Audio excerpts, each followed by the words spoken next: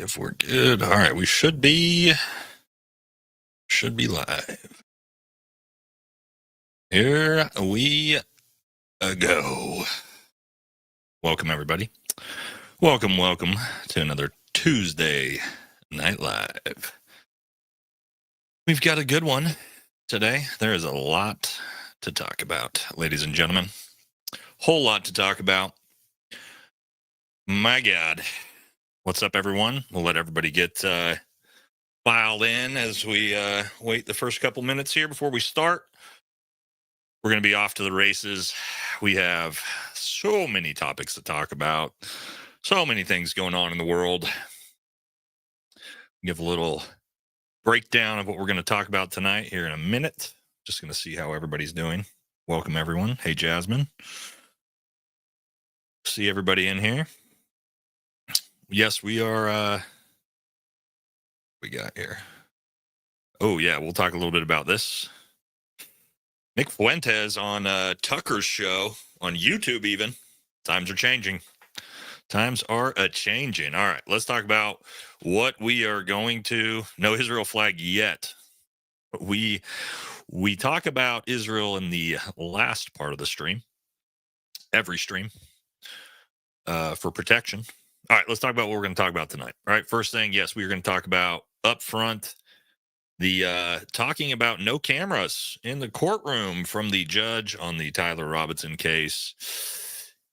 Yeah, that's not good. That's not going to be good at all. We're going to talk about what's going on back and forth, what the defense is saying, the prosecution is saying, what the judge is saying. Talk about the ramifications of that. Then we will jump into politics for the night. First thing we're going to talk about, of course, the shutdown, SNAP benefits turned off, different stuff like that. You may have seen my video on that. We're going to expand on that a little bit. We are then going to talk about the New York City mayor's race. Obviously, that's going to be a big thing right now. They're voting right now. Looks like old Zoran is most certainly going to win. We're going to talk about that. We will then, as we do on, and for those of you who may be new to the Tuesday night streams, this is independent politics, all right? So if you don't like, or if you are super far right MAGA, or you are super far left, you will not like this show, okay? So just turn it off, go watch something else, right? If you're the 80% in the middle, this show's for you. All right. So just keep that in mind. So like every show, we will talk about how shitty the Democrats are, and then also talk about how shitty the Republicans are. I wish there was good things to say about either party right now, but because of the shutdown, because of all the shit going on, there's really not a whole lot of nice things to say about either party. But there's some interesting stuff going on with both parties. We're going to talk about Trump, of course. A lot to talk about there with what's going on with Argentina, the cattle ranchers being pissed off, farmers being pissed off. A lot of people pissed off at Trump right now in America. And then, of course, as we end the stream, we will talk about Israel, because you cannot talk about politics in America without talking about the people that run the politics in America, can you? Right? That's kind of a duh on that one. All right. So, and again, after each section, we'll stop for the super chats, make sure that the super chats make sense for the sections that we're talking about. All right. Looks like we got a decent amount of people in here for 4 minutes. So we're going to jump into it. So yeah, no drinking, guys. I'm not drinking. I'm taking November off completely from drinking. Gonna see how good a shape I can get into. I've been doing a lot of extra physical training, ton of combatives. See if I can get back in fighting shape. Nah, we might drink on the Halloween stream. Oh, should we do a Halloween stream? I don't know if anybody's going to be there for that. I'm still deciding if we want to. Yeah, you guys have them for me, right? Have a couple for me. Appreciate you, boys. Yeah. Oh, what was it? Yeah, it's not good, man. It's not I mean, I don't have like a big problem with it. Something I like to do, but it's just, even a small amount is just terrible for you. So not sure if we're going to do a Halloween stream yet or not. We'll see. Oh, but we will be doing this stream. And then Thursday night, yes, I will be on Brent Tucker's stream. Me and him will be streaming on his channel on Thursday. That's going to be a good one. We're going to be we're just going to be kind of doing a show like this where we just talk about what's going on in the world, our opinions on it. Just me and my good buddy Brent, man. So that'll be a good one. All right, let's jump into the episode, to the episode for today. So the way I want to start this, and if I can on each section, the way we're going to start these, this is kind of a new show, just started last week. Is the first time we were going to do this. Went pretty well. We're going to start with some America First content creators or videos of people that kind of, I feel like, have the same politics as me, and someone that always is dropping fire in this lane is Andy Frisella. Can't say his last name because I'm dumb. But we're going to start out with a couple just to get the juices flowing about how we feel about things going on. All right, here we go. The issue is this: our country's fucked up. And before we go spend any money in Israel or Ukraine or fucking anywhere, we got to take care of people here. Yeah. And that is not happening. That's not happening. Now, people will argue and say, oh, things are going better. Are they? Are they better for the average person? Put this conversation about Black Lives Matter over here. Put this conversation about COVID over here. Put this conversation about Ukraine over here. Israel. Let's move it all out of the way. And let's talk about what we really care about. I think most people care about America issues first. They just get caught up in the discussion because that's what they want us to get caught up in. I think most people have an opinion of what's going on in those things, but I think if you wipe them away, I think most people would say, yeah, I don't really fucking care about that. I care about this. Right. The issue is, All right. I don't know how you guys feel about that, but I mean, right out the gate, that's kind of how I feel. That's kind of the purpose of this entire show, right? Sift through the bullshit, talk about what's going on in America and why we are not, doing the things that are going to better America. So one more here from Andy. And then we also got some comedy laced in with these ones as well, guys. All right. So here's another good one here. We're going to hit. are we going to try Restart it real quick. lied to, we're taken advantage of, we're stolen from, our money's used against us, and then we're told we live in a free country, and we're told that our government represents us. This is not true. These things are objectively just not true. I love the idea of America. I'm a patriot for the idea of America. I'm a patriot for the people of America. But what America represents right now is not those things, and it hasn't been those things in a long time. We got to ask ourselves, dude, what are we going to do? Are we going to try and fix this situation, or are we going to hand this version of freedom in America off to our children to do? And that's the scariest thing, guys, because we're all well aware of what the hell's going on right now on both sides of the aisle. And I do think people are waking up.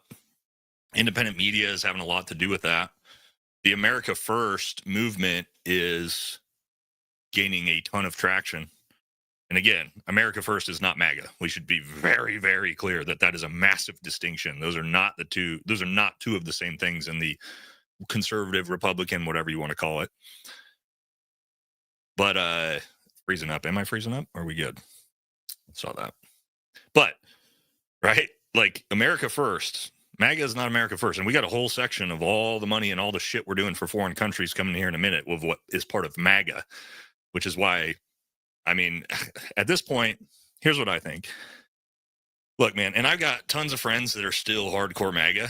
And I've never been MAGA, guys. I didn't vote for Trump in any of the 3 elections. I've been clear about that. I haven't. In Trump's first term, I thought he did a pretty good job. I really liked his policies. Supported Trump in the first term. Not everything, right? Like, disagreed with some things. But this second term, this is not anything he campaigned on, right? And I think what we have at this point as conservatives or Republicans is you kind of have 2 parts of MAGA right now, okay? Of what's left of MAGA. Well, there was 3 parts. You've got people like me who are conservative that have just completely disavowed it and are saying, no thanks, not interested. And then you have the 2 sort of subsets of MAGA that are left, okay? You have the extremists, and I don't want to call you low IQ, but they're on both sides. They're on the far left, they're on the far right. These are tribalists. These are people who they identify with a sports team, right? They love being a Republican. They don't really care or understand any of the policies, and it's the same on the Democrat Party, right? This subset core audience. They don't, like, Trump could literally walk out and take a shit in their face, and they would say, thank you, have another. Like, can I have another? There's that group that are kind of too stupid to understand what's going on. And again, to be clear, that subset exists in the Democrat Party too. And then you have the other part of MAGA that's left, that is the sunken cost fallacy portion of MAGA. These are people who are very intelligent. Deep down, they know, fuck, Trump's not doing anything he said. Fuck, Trump just sent $40 billion to Argentina.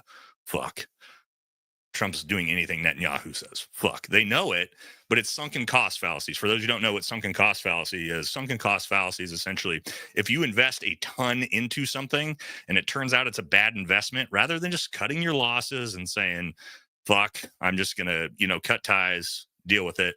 You're so invested that you got to stay the course, right? That's a huge subsect of MAGA right now that's sitting here deep down knowing, fuck, I wish I could get out of this, but because I have supported this for so long, I can't admit I was wrong. And that's not me. I can admit I was wrong. I was pretty supportive. I really wanted a Trump to win. I thought that he would be much better for America. But I'm someone that can look at things objectively and go, you haven't done anything that you said you were going to do. I was wrong. And I was wrong.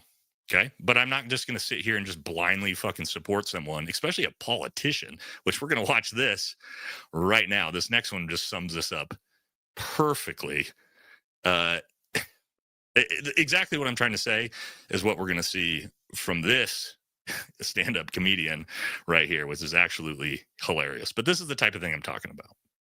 These people are fucking insane. Like, people idolize Trump. Dude, if you idolize any president, you're a fucking loser.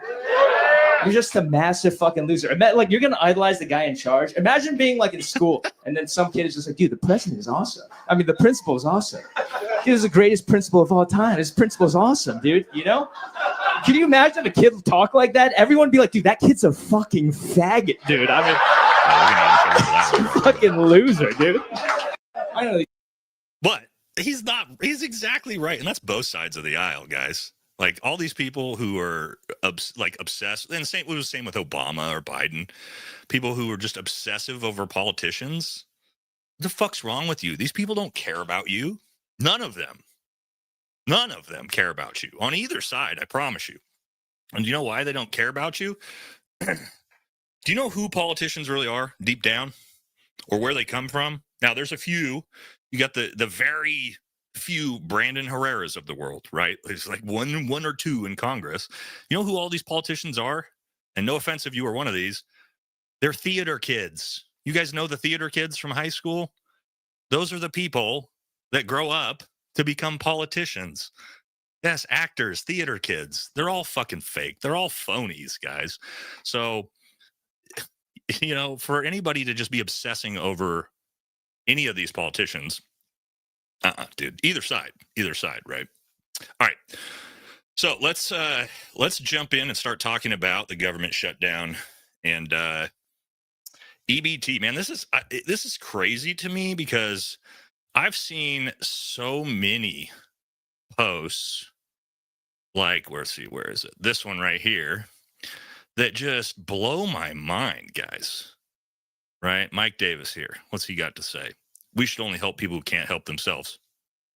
Yeah, dude, that's the purpose of SNAP benefits. Yes, there's a lot of people that are taking advantage of it. We've all seen that. But there's shit tons of people who can't help themselves, who are disabled, who are elderly, who are children. 15 million children, right, are on the receiving end of this.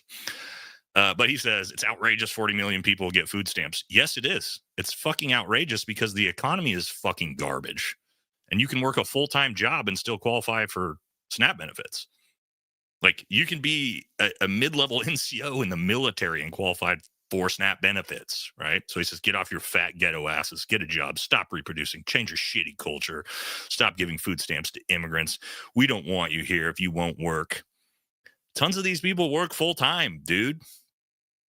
Now, I agree. Like, I don't think we should be giving SNAP benefits to illegals, right? I'm not disagreeing with that. And there's tons of people who are taking advantage of the system, who are fucking lazy. We know that. But this is the way I look at it, okay? This is my personal opinion on it. There's 15 million children, innocent children. These children did not decide who their parents were. That without, and trust me, I know my mom was a teacher, right? And we would hear about this all the time from my mom. If they don't have these SNAP benefits, I can promise you the only meals many of these children will have is when they're at school. Their free lunch. Without SNAP benefits, that'll be their one meal for the day. I mean, I promise you. And so, do I give a shit? It's $8 billion a week for SNAP benefits, right? Do I give a shit if half of that goes to fucking ghetto pieces of shit that don't want to work, that are taking advantage of the system so that 15 million American children aren't hungry? No, I don't give a fuck. Right? Why? Because $8 billion, that's chump change compared to what we're sending to foreign countries. We just sent $40 fucking billion to Argentina. So you can't tell me we don't have the money for it. Right? So again, that's just my personal beliefs on it. I know a lot of people don't care. They're like, fuck everybody. Nobody should have food stamps. I've seen that a lot online. But that's not how I feel, man. I'm more concerned with, and again, you could have the biggest piece of shit parents in the world, but their EBT is food. They buy food with it, right? Yes, there's an argument. There's junk food and different shit involved, but they can't go buy fucking booze with it. So at least they're buying food that comes into the home so their kids have food. And that's my personal opinion on it. I know a lot of people disagree with that, and that's fine.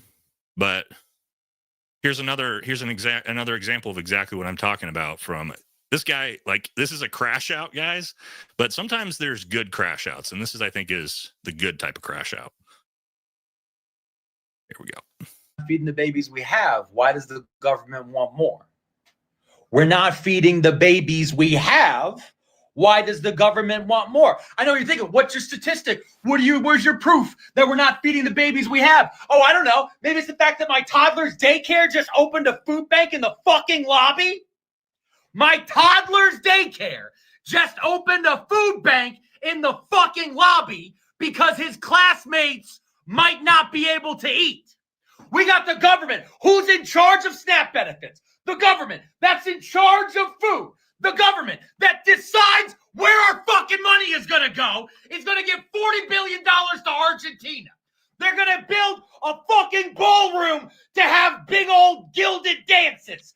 They're going to send how much fucking money for missiles? But the babies we already got, we're not going to fucking feed. We already don't feed the babies. And the government's out here saying we're under-babied. We're not under-babied. We're underpaid. You want more babies? Fucking pay us. I mean, again, boys, that's a crash out, but that's a fucking America first crash out there, right there. There's one of those where you're like, crash out, brother.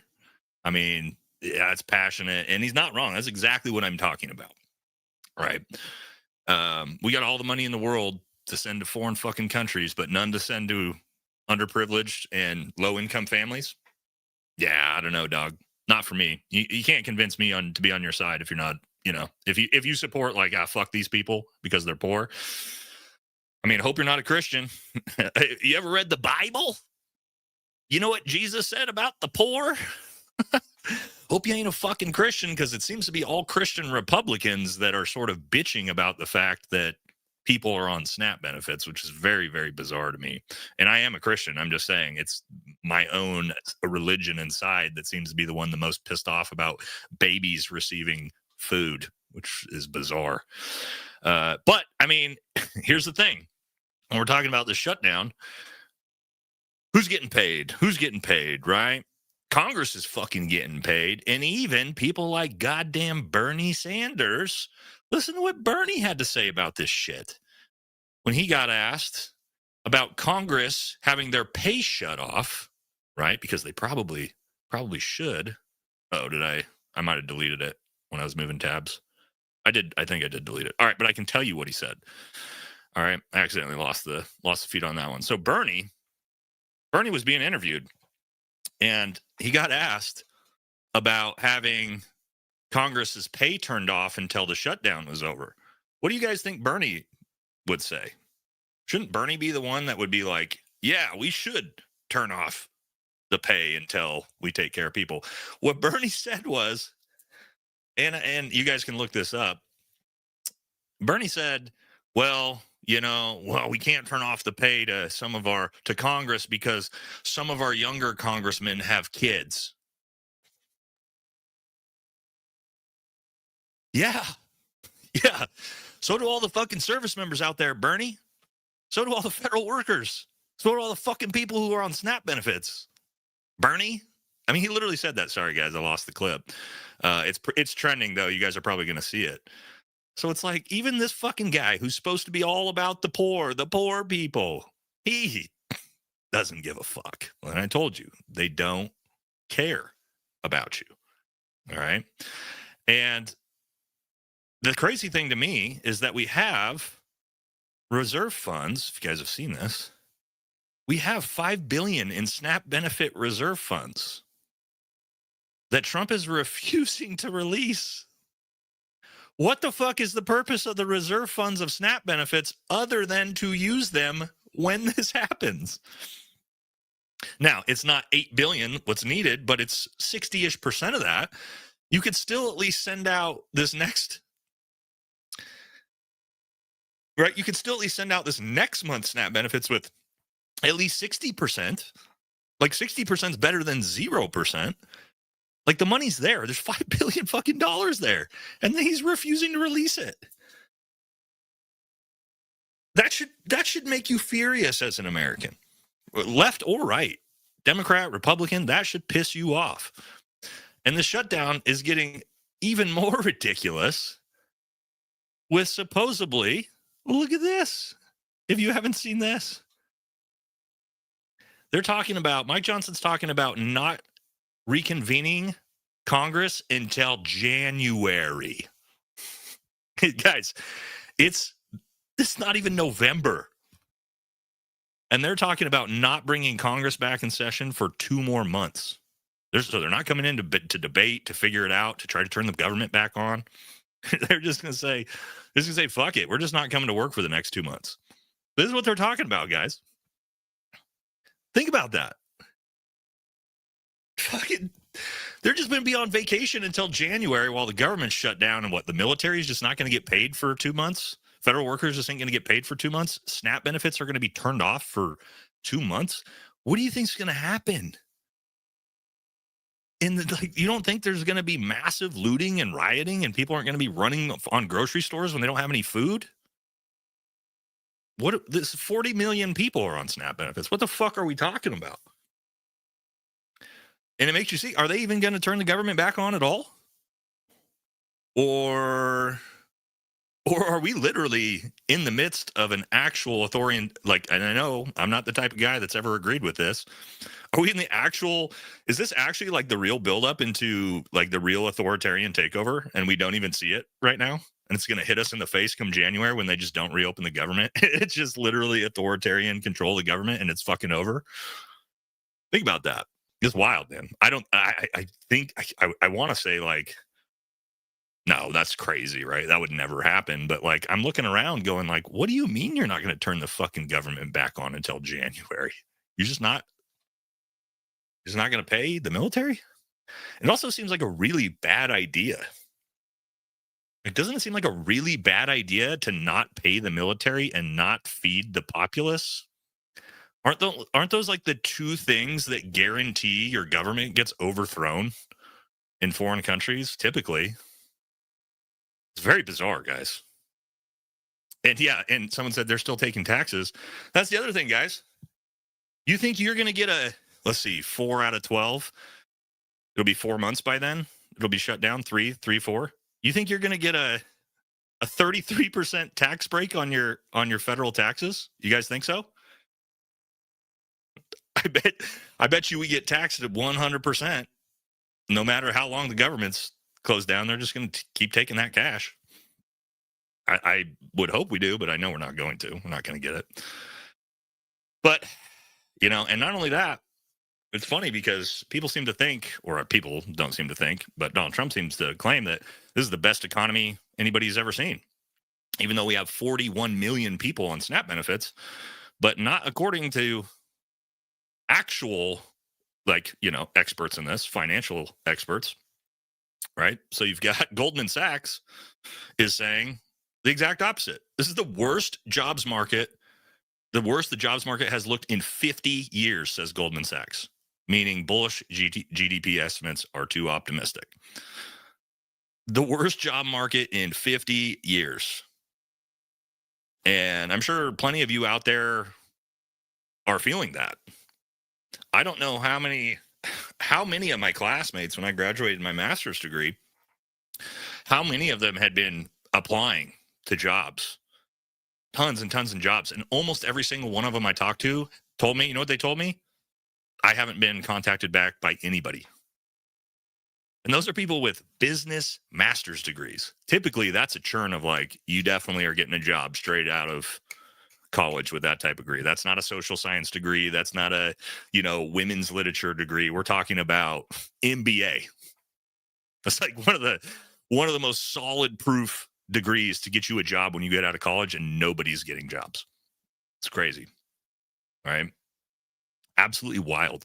But in the midst of our government doing jack shit to help, at least we do have some civilian businesses like DoorDash, which I didn't know DoorDash was this sort of pro-America, is going to help with this, right? By launching emergency food response, delivering 1 million free meals through 300 plus food banks and waiving delivery fees and service fees for 300,000 grocery orders and SNAP recipients. It's a stopgap, not a solution. So what we're doing is we're literally going to rely on the civilian populace to take care of people. Yeah, we'll hit super chats. We're just about done with this section, Jasmine. So, and also, guys, we're going to be doing, me and JD Delay are going to be doing a collab live stream maybe next week or the week after. 100% charity stream. We're going to be working with our local food bank here. Should be a fun stream, right? We'll come on here. We'll bitch about all the same stuff together.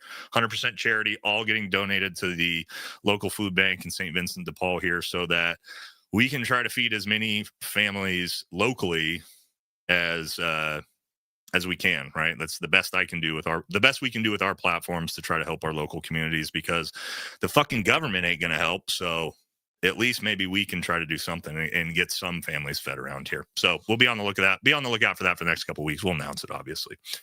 All right. So I think we have made it through. Yeah, we're good. We made it through the government shutdown, bitching about that. Next, we're going to move into the New York mayor's race, but we're going to hit super chats first so we don't fall too far behind.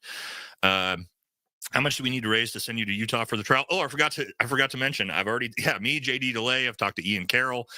Bunch of us are talking about going and live streaming and just protesting outside the courthouse if they shut it down. If it's no cameras, no press, nobody allowed in, we are literally going to go there, stand across the street, live stream, and protest and bitch about it. So with a bunch of big name content creators in the space to really make people pissed off. Not you guys, but I'm sure the powers that be are not going to be happy about that.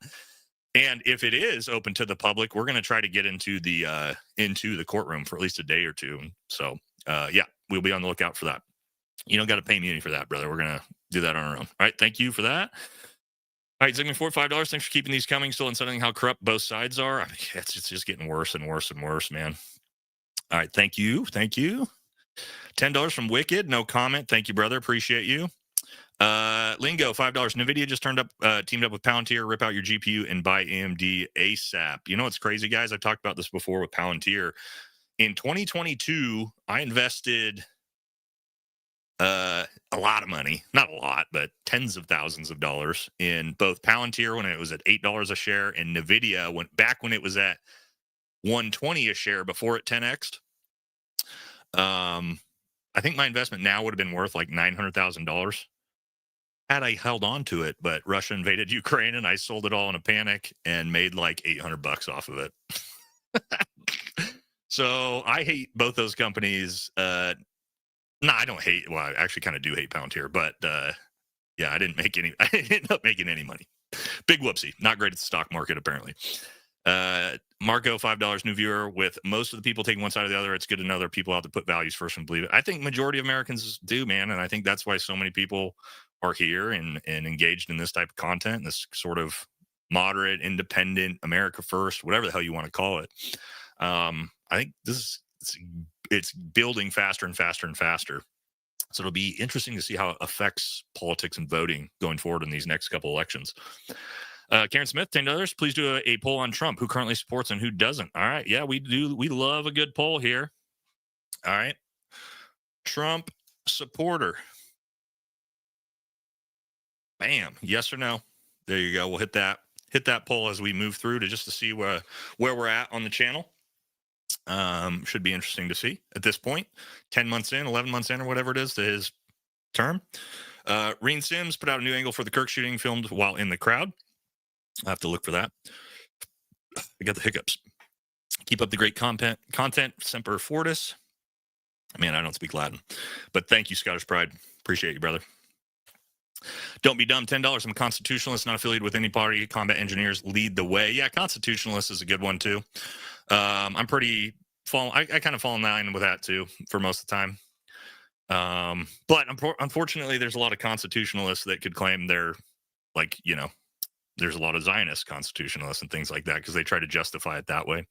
So I got some America first on top of that.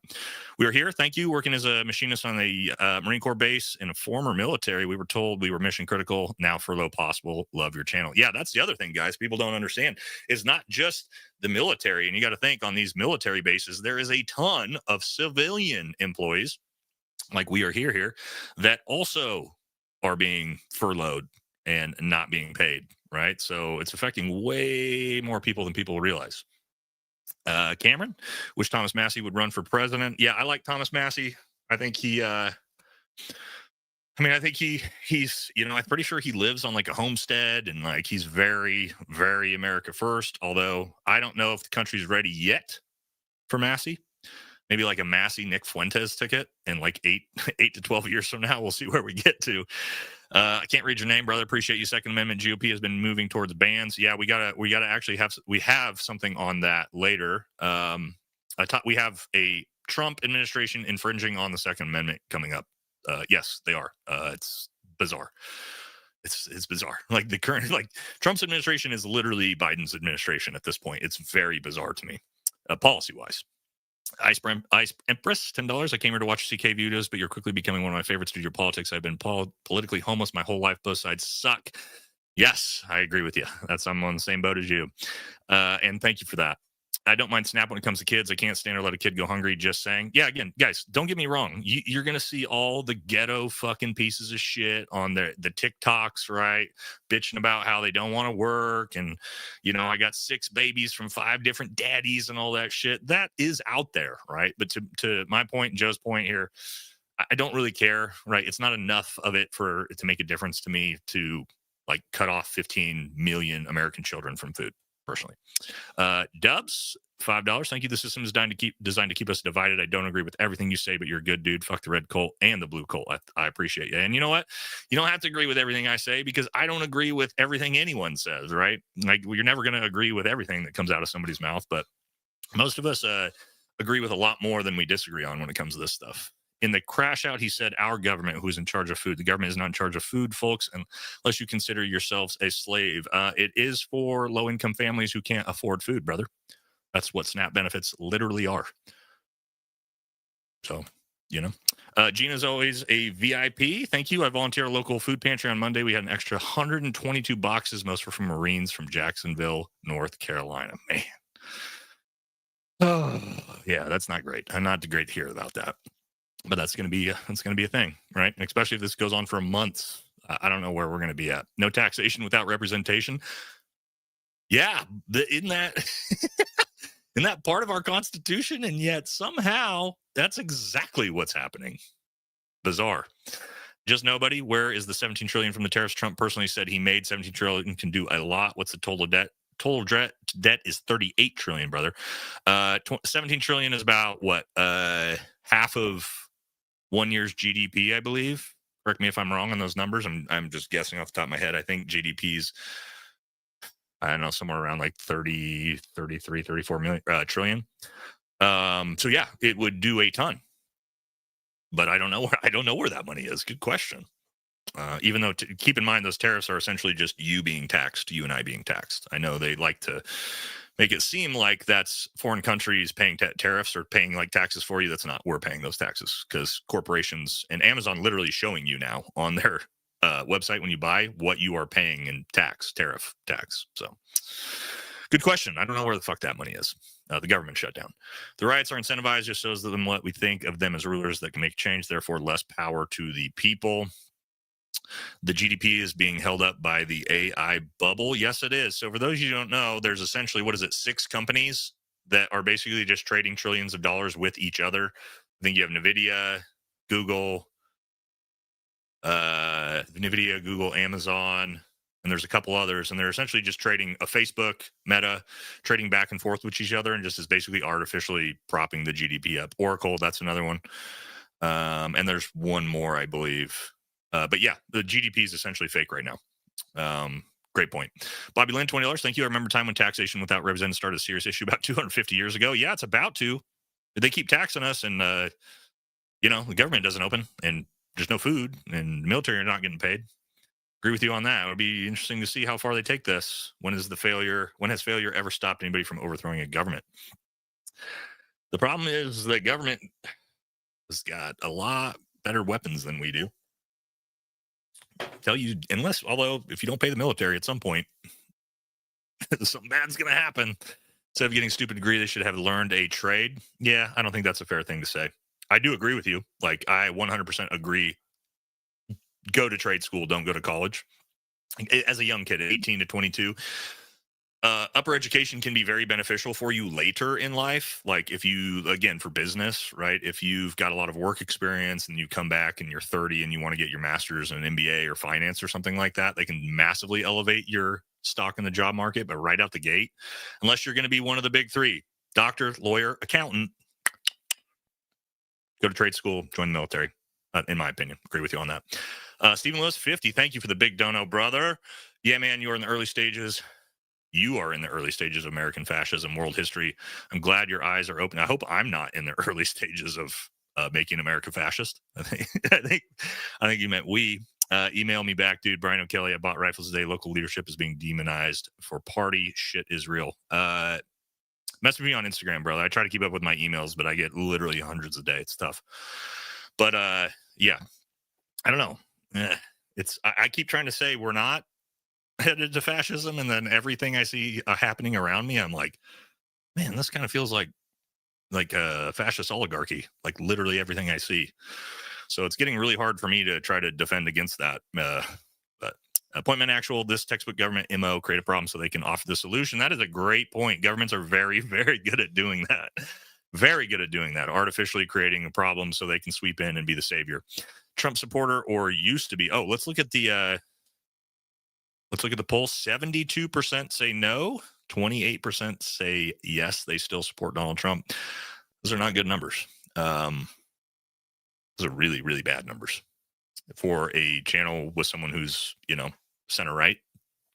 It'd look different if you went over to like Benny Johnson or Talmud Tatum's channels, obviously, and they did a poll, then you're going to see like a massive swing. 90+% of people still support Donald Trump, right? Like those are a couple dudes that can't get fucking Trump's dick out of their mouth long enough to get the Cheeto dust off their face. But other than that, I think on most, don't clip that.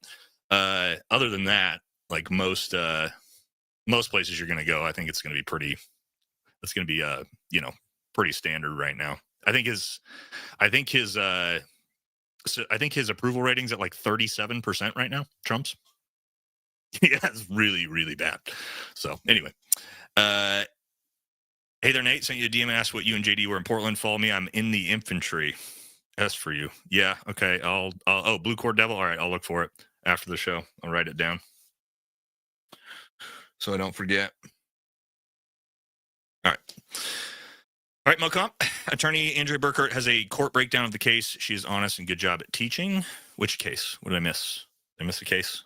I forget what we were talking about. Thank you. 23% of you still support Donald Trump. TVA isn't a shutdown. They will never take our freedom from Judson Berza. I don't know. It feels like they're taking it, and we're just not doing jack shit about it, but we'll see. Arachnid, what would happen if the military refused to go back to work until they got paid? Oh, I wish it worked that way, brother.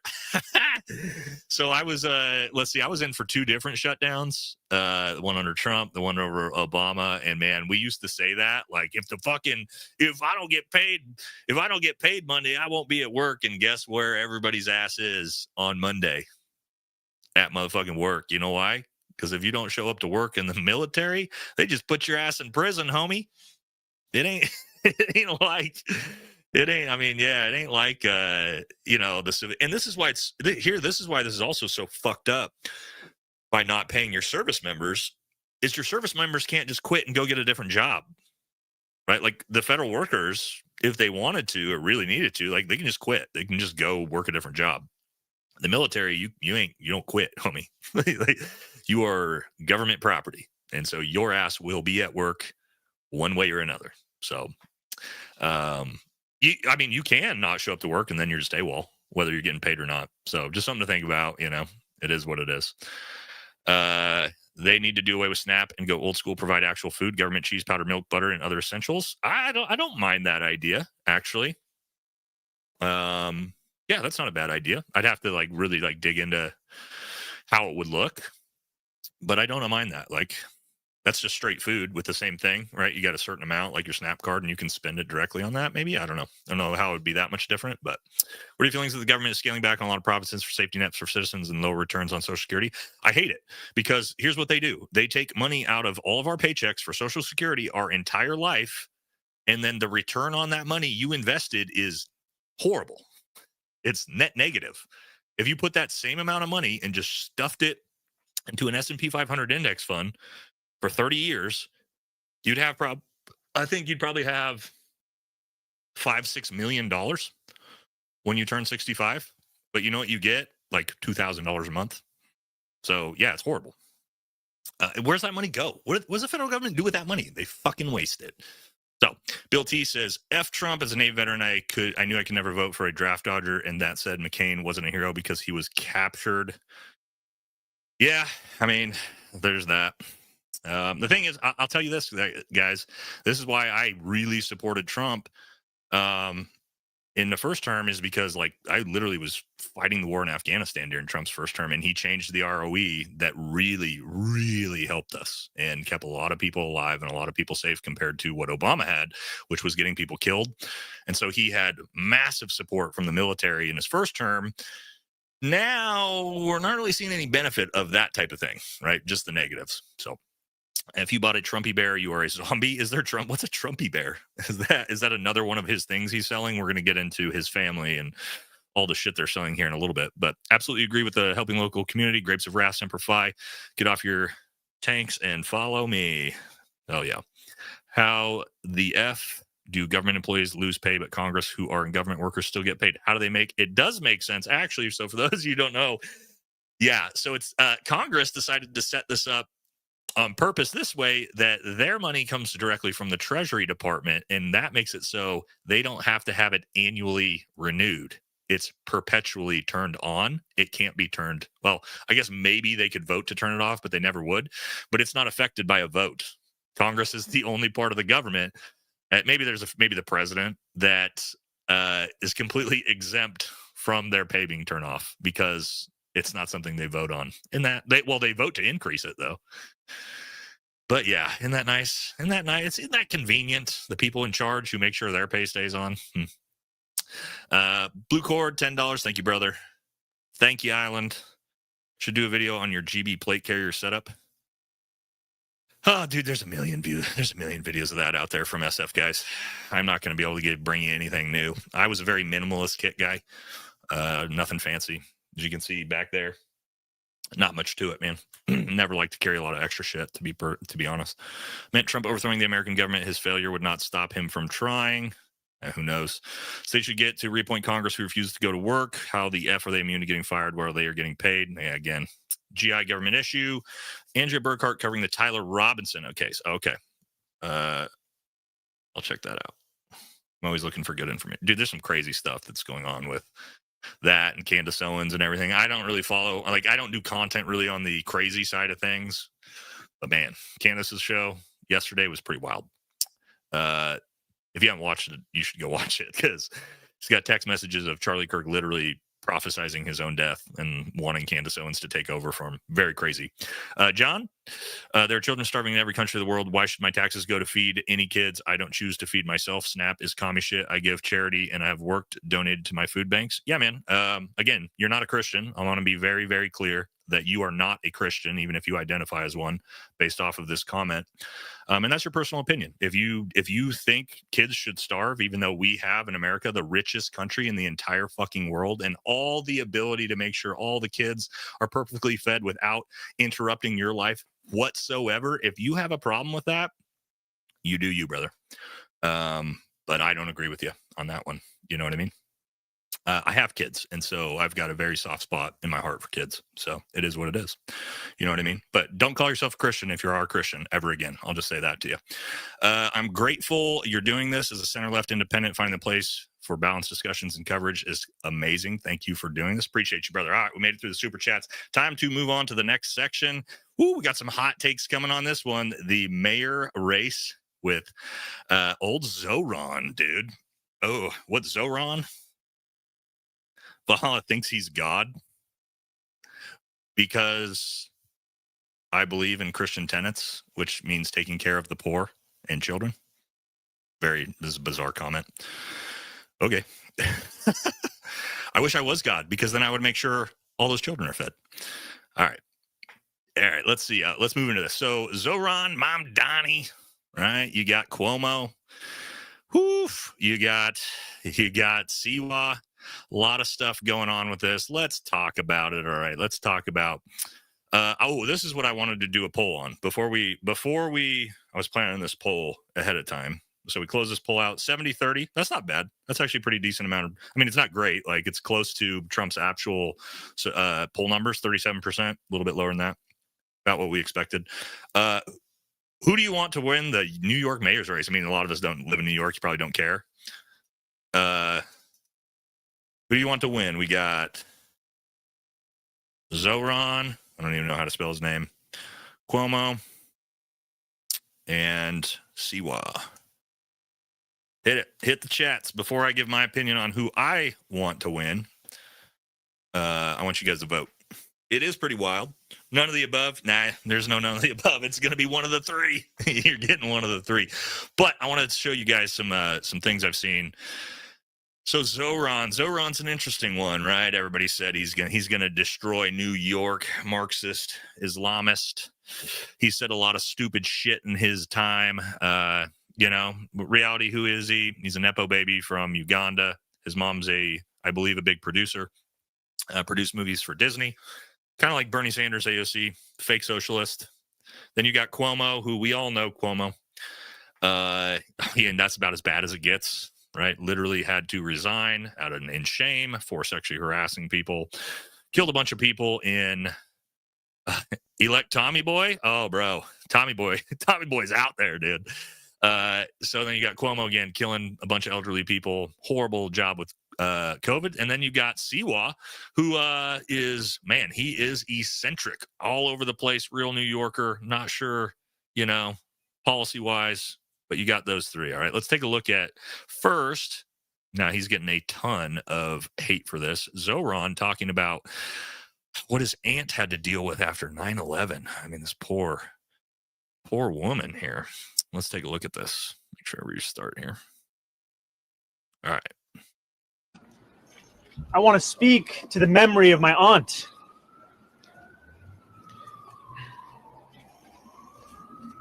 Who stopped taking the subway after September 11th because she did not feel safe in her hijab.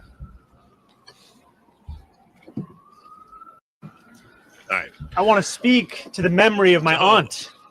That's a bold claim, right? Like, that's what you were most concerned about in the memory of 9/11, is that your aunt couldn't take the subway. Also, I don't believe that. I don't know. There seemed like there was a lot worse thing that happened other than like not being able to take the subway due to racism. Like, I don't know, like 3,000 plus people being killed. Well, maybe, I'm not sure. Seems like a really fucking stupid thing to say. I get what he's trying to say, that like, yes, Islamophobia raised fucking massive levels after 9/11. That was a real thing, but that's just a little bit tone deaf in New York, the place where it happened. But anyway, but then you also got Cuomo, right? We're gonna look at comments from each of our candidates here. Let's see what old Cuomo had to say, which this guy is my God, dude. He's an interesting one. And by interesting, I mean just a disgusting human being. But here we go. Zoran Mandami wins the election. Donald Trump will take over New York City. He will be President Trump and Mayor Trump. Why? He has already said as much. He will say, because it'll be the perfect excuse for the president to do what he wants to do, which is seize power and control over New York City, the greatest city in the country, if not the globe. And he will say, this person is a threat to public safety. He's 33 years old. He's never had a job. He's anti-police, anti-business, anti-Semitic. I have to come in to protect New Yorkers. And on what would be Mayor Mandami's election inaugural day, you will see tanks coming down Fifth Avenue with Donald Trump taking a selfie. Okay, all right, I can't with this fucking guy. Like, I mean, the fear mongering there is okay, Cuomo, bro. Like, relax, dog. Like, just so you know, like, Cuomo and Trump have like the same donor base, right? Like, the same people donate to both their campaigns. So Cuomo should probably chill out a little bit. No, I don't think. Yeah. Oh, we'll talk about, yeah. They are talking about denaturalizing Zoran, kicking him out of the country. That I do not support at all. Here's what I'm going to say. The people will choose who they want. It doesn't matter if we agree or disagree, but basically inserting, like, the federal government inserting itself into a state election and deporting the person that's going to win, that now, while you might want that to happen, that is not something we want to set a precedent in the United States. That is a horrible fucking idea. That can then be used a lot of different ways. It's not going to happen. That's total fear mongering. That's one I'm not going to sort of placate. But you got this too. And this is fucking, God, I can't stand these fucking people. All right. Then you got Megyn Kelly, who is saying this. All right. Megyn Kelly had this to say about it. Sorry. Whoops. There's no choice right now. You're going to have to vote Cuomo. I'm sorry. Let me restart that. Didn't realize it wasn't on screen. Here we go. Sorry. There's no choice right now. You're going to have to vote Cuomo. I'm sorry. There's a Republican in the race. Republican lady. What? With all due respect to Curtis Lewa, I can't stand Cuomo, but Curtis can't win. And we're now so tight in terms of the election. You got to get real. How are we going to elect this guy, this imam-loving, this terror-loving, imam-loving? That's a little over the top. All right, I get it. Criticize Zoran over the things you should criticize him for. Calling him a terror-loving imam is dumb. Okay, that's dumb. She wants Cuomo. Isn't she the one? Isn't Megyn Kelly? Wasn't she the one that's like all about the like anti-women sexual harassment? Like isn't that her whole thing? Right? But now she's like, oh, you got to vote for Cuomo, the guy who literally had to step down for sexually harassing women. What? When there's a fucking Republican in the race? What are you talking about? What the hell is she talking about? No. All right. Yeah. All right. Let me tell you. I'll give you guys my opinion now, right? Now, what is my opinion worth? Not much, but I'm going to give it to you. Who do I want to win? And I think Republicans are being very, very short-sighted here, like they always are. Now, who do I think would be best for New York? Siwa, personally. I think he loves New York. He would be the best choice, policy-wise, okay? Compared to Zoran and Cuomo, holy fuck. However, who do I actually want to win? I want Zoran to win for a very specific reason. Not because I think he's going to do a good job, but let's let him show if Marxism fucking works. Go ahead and try it. Put all your Marxism policies in the biggest state or the biggest city in the country. Let's see if it works. What's going to happen? The entire elite and business class is going to leave the state. They're gone. They're fucking gone. All the wealthy people, gone. The economy is going to crater. His policies are going to absolutely wreck and destroy New York, most likely. So if you are a Republican and the Republican apparatus, while yes, it sucks for New Yorkers, you should want this. This proves your point, right? Now, here's a great point. Here's a great one right here. What if you're proven wrong? Well, if you're proven wrong, that means New York is going to do well. Right? If you're proven wrong and his policies are amazing and they fix the city, isn't that what you want? But if they don't, it should show you that, yes, maybe what's going on in London, we don't want here in New York City and this country. But it'd be a great test run. And he's got no experience. So he doesn't know how to run a government. The odds that he's going to be successful is extremely low. So why not? Fuck it. Who cares? New York sucks anyway. You're going to put Cuomo in charge? You think that's going to be a whole lot better? Cuomo's not going to run this city any better. He's garbage too. So if it's not Siwa, fuck it. Throw him in there, man. Test run it. Unless you live in New York, then I'm sorry. Right? That's the way I look at it. Otherwise, it's just fear-mongering. Right? You can call him all these names and say he's going to destroy the city and we got to do everything to stop him. Okay. Well, let's find out. Maybe it'll go well. It's going real well in Europe right now. And by that I mean it's not going well at all in Europe right now. It's going very, very poorly in Europe. So anyway, that's my take on that one. Kind of a, whatever. Okay, we're not going to spend long on that one. We're going to move straight. And again, yeah, if you're in New York, I'm sorry. You guys are kind of fucked, I think. No matter what happens, I think you're host. All right, quick. We're going to do quick super chats and then go straight into the Democrat Party. Yes, since we did the Republican Party first last week, we are doing the Democrat Party first this week. All right, Mad Minute Marker or Matt 10-minute Marketer, $20. Thank you. I'm so great. Oh, no, we did this one already. Voted for Donald Trump 3 times. Can't even listen to his bullshit anymore. There's a lot of people that feel that way, brother. Scotch Pride. Treasurer should be a successful single mother with 5 kids if she can manage a house, birthdays, and holidays and still survive. That's not a bad idea. Kind of thought that there's America is. It's why I was curious about a poll. Republican doesn't equal pro-Trumps. I'm independent, but man, this guy. J-Doc, question, no pay for military can drop in credit. Credit can equal loss in TS, SCI, and would equal loss of job. Right. Okay, so this is a very great point. Yes, this is why this is such a big problem, because military families, what they are going to do to supplement not being paid is put that on credit card debt. That credit card debt will rack up, yes, on extreme APRs. 24 to 30-something APRs.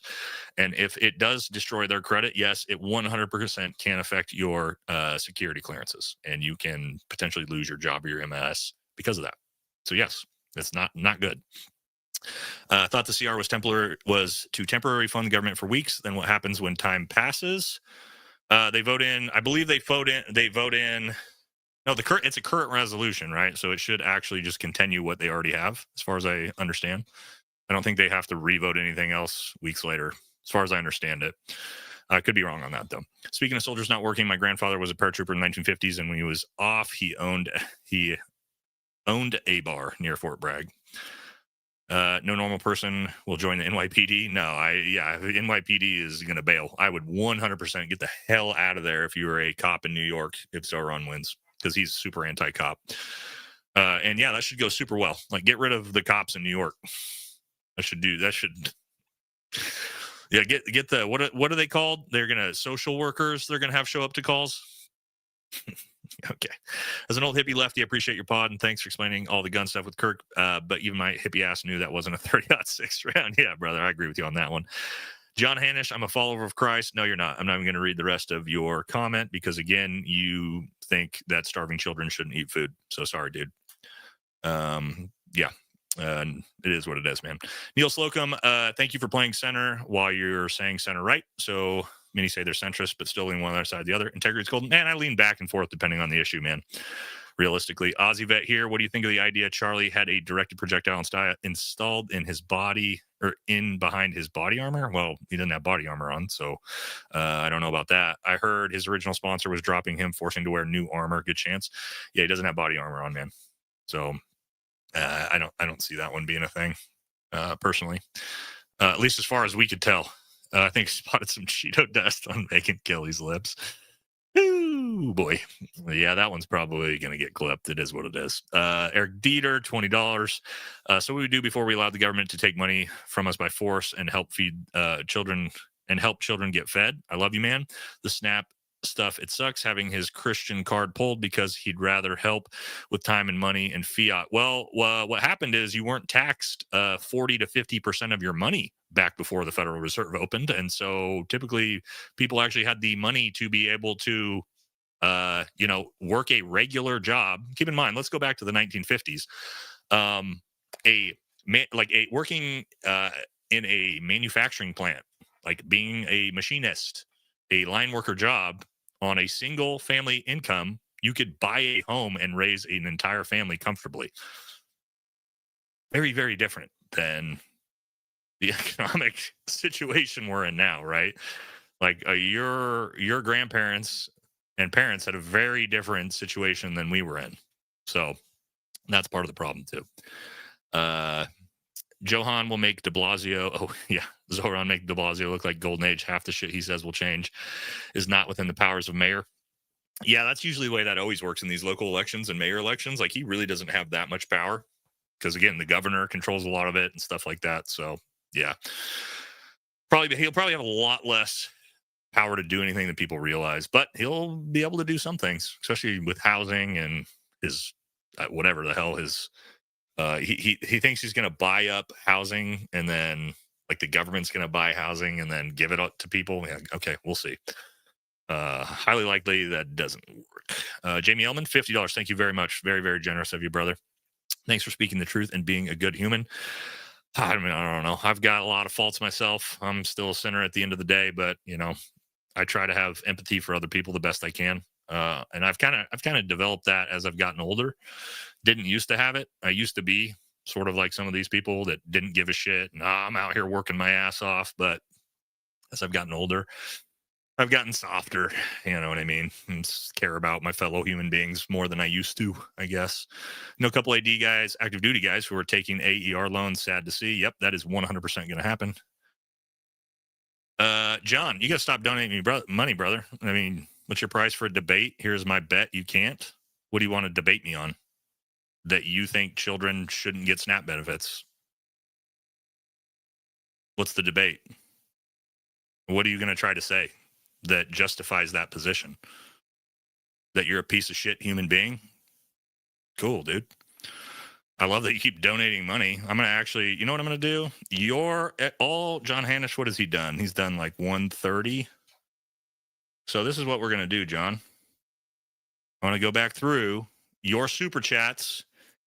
And you know what's going to happen, John? We're going to add John's money to me and JD Delay's stream. And that is going straight to the local food bank to feed local children. So guess what, John? All the money you donate tonight is going straight to the local food bank to feed children. Exactly what you don't want. We're giving it straight to 230 now? Yeah, keep donating it, brother, because I will keep adding it up and giving it right on top. And when we start, what we'll do is when we start the stream with me and JD Delay, we'll probably have a tracker of some sort, and we will start with that amount to start the day. So thank you. But the local children are going to thank you, brother. Yeah, it's bizarre to me, dude. People are weird, man. I don't know why you would do that. But again, I'm going to give all that money to the local food bank, so don't really care. What do you think of Graham Plattner for U.S. Senate? We are going to talk about him in about 3 slides. So good question. Stand by. Charlie would have been 35 in 2028, the age to become president. And yeah, I didn't even think about that. I don't think Charlie was going to run for president in this next upcoming election, though. I don't think he would be interested in it. All right. Yep. Straight to the food bank. That's 230. Right. This was before FDR marbled cake and the Fed and state system, the LBJ with the Civil Rights Act allowed the government to help, so no one needed to get involved. And the virtue signal because of taxes before it was charity. That's a good point as well. Dedication, socialism, communism is strictly bad, just like corporate capitalism is strictly good, but China has a billy and less than 0.07 are poor. Yeah, also supposedly 90% of Chinese people own homes. I don't know if that's true, but the CCP has been saying it. Who knows? But keep in mind, everybody who starts to say, well, look at China, they're communist. China does not have a communist economy. They have a capitalist economy, and it's actually more free than our economy is.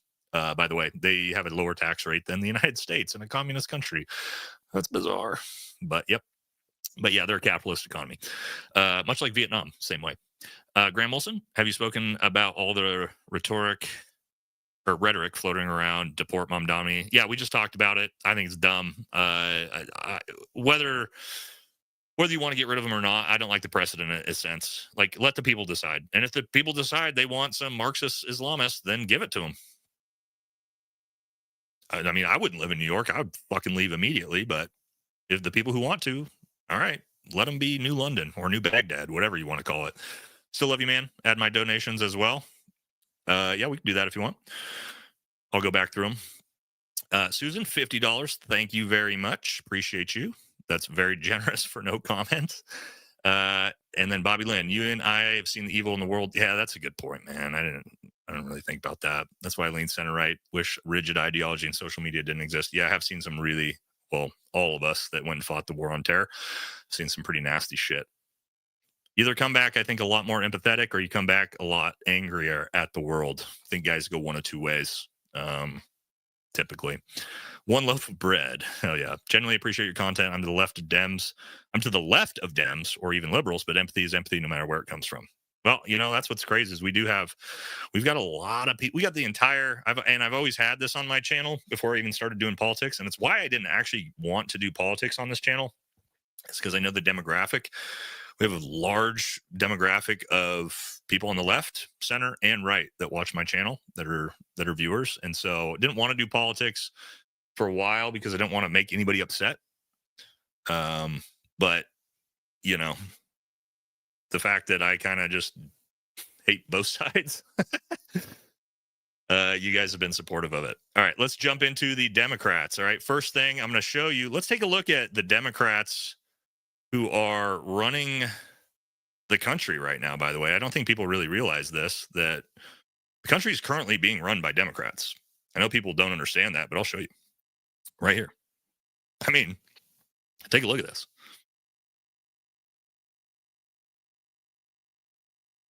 Those are all, like, look, Trump, Democrat, RFK, Democrat, Elon, Democrat, Tulsi, Democrat, JD Vance, not a Democrat, but hates Trump. And then Vivek, yeah, somebody put Brown. That one's wild. All right. So there you go. That's kind of a joke, right? But also true that pretty much Trump's cabinet is pretty much almost all Democrats, which is, or former Democrats, right? Including Trump. Trump was a Democrat most of his life. So just something to think about, right? Somebody said you're full of crap. No, I'm not. That's objectively true, what I just showed you. All of those people are former Democrats other than Vivek. And then obviously J.D. Vance was massive anti-Trump. He was like one of the most anti-Trump people there was. So no, I'm not lying. That's objectively true. All right, next we're going to get into can't talk about the Democrat Party without the face of the party, the future of the party, and he just announced, or sort of announced, that he's the first one to officially sort of announce that he is running for president. Did you guys see this? You know who we're going to talk about first, of course. Somebody throw it in the chat.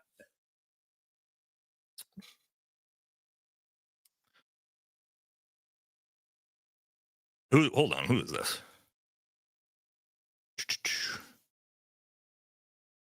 The Marylander. I'm being lame. How am I being lame? That seems weird. I'm just gonna, I usually don't do this, but I'm just literally just gonna ban you. Why not? That's my one ban for the night, just because that dude pissed me off. Because I don't think I'm being lame at all. I think we're being pretty unbiased and objective on this one. Yeah, you're banned. I usually almost never ban people on the lives, but you're out of here. All right. Yes, Gavin Newsom, ladies and gentlemen, has announced that he is running for president. And did you guys see this interview? I didn't realize Gavin grew up poor and just had to make it on his own, scraping by. Did you guys see this interview? I mean, he's just one of us, guys. This was an incredible interview. Let's take a look at this. I mean, I can't believe that he actually did this, but he literally said this in an interview. Let's watch. So, it was also about paying the bills, man. And it was just like hustling. And so I was out there kind of raising myself, turning on the TV, started, just getting obsessed, sitting there with the Wonder Bread and 5 stacks of, it's like the White Stack 5 story. Come on. Kraft macaroni and cheese. Bro. Are you talking about me? Yo, YG. YG, man. Every day in the backyard, just bouncing the basketball, throwing the ball against the wall until the ball is just like framed, man. And your arms yourself. That's it. Whole thing. So just, and then, then this student that was shitty student is in the back with his head down, all of a sudden started throwing the baseball a little faster than everyone else. And started, make a few free throws because I was sitting there practicing 500 of them every damn night. And in high school, I look up in the stands, my dad's back up there. Okay. Dope. And it's like, man. And then he's bringing his friends and you're captain of the team. And you're like, geez, and it just saved me. And it got me into college. It saved him. It saved him and got him into college, guys. This fucking guy, dude. Your dad was a lawyer and a judge. You're Nancy Pelosi's godson, dude. What are you talking about?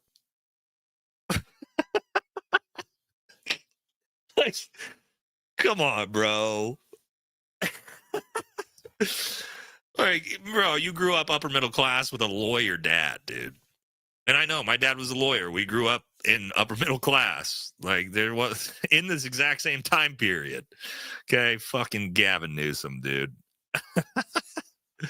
This fucking guy.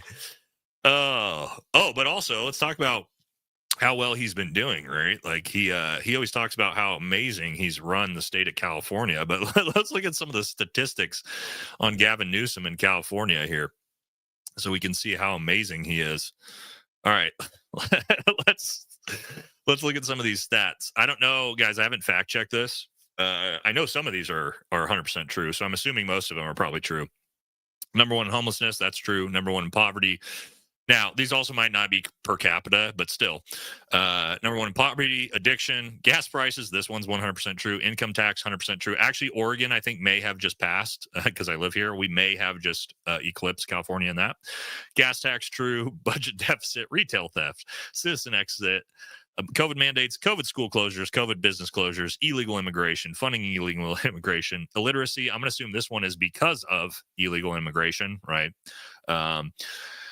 Wage stagnation, frivolous lawsuits, worker restriction, and anti-business regulations. Yes, the great state of California. Yeah, citizen exodus. That's 100% true, man. Texas could tell you that.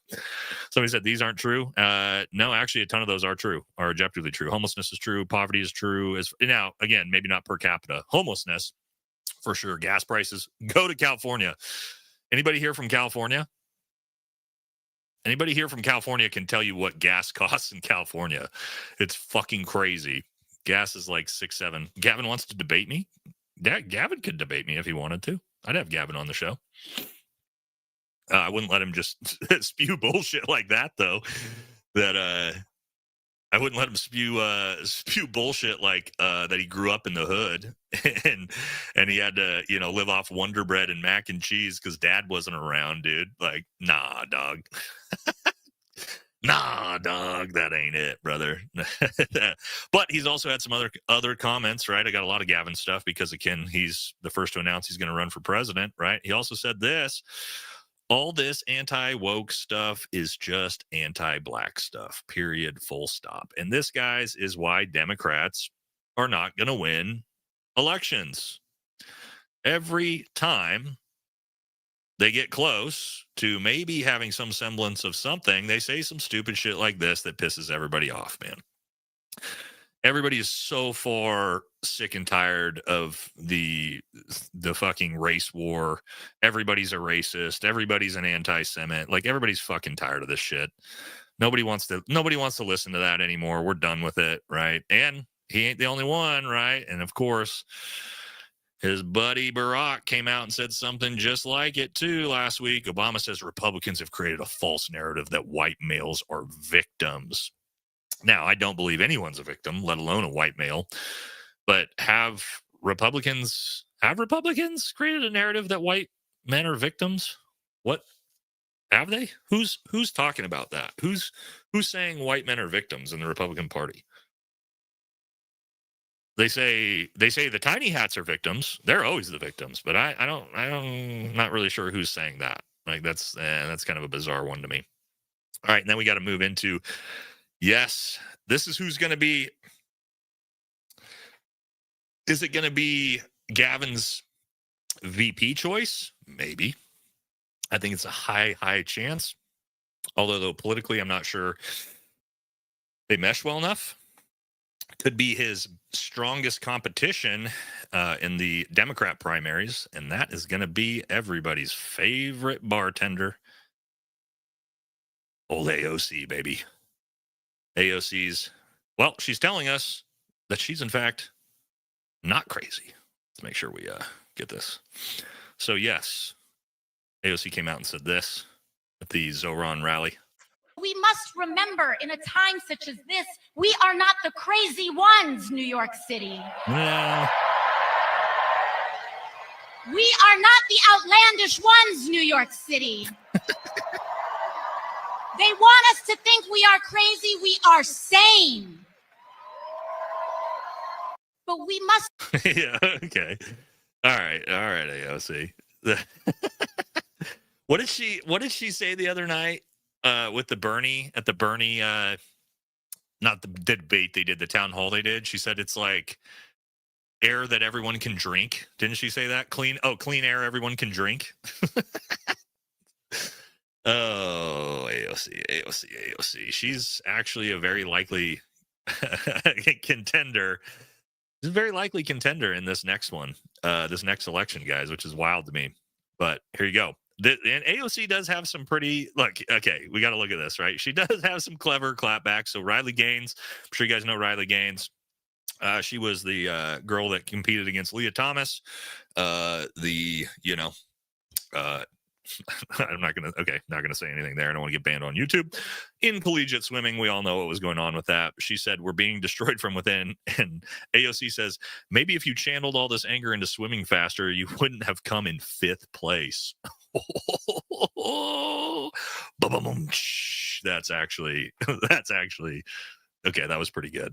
I mean, I like Riley. I think but yeah, she's got a point. She didn't come in 2nd.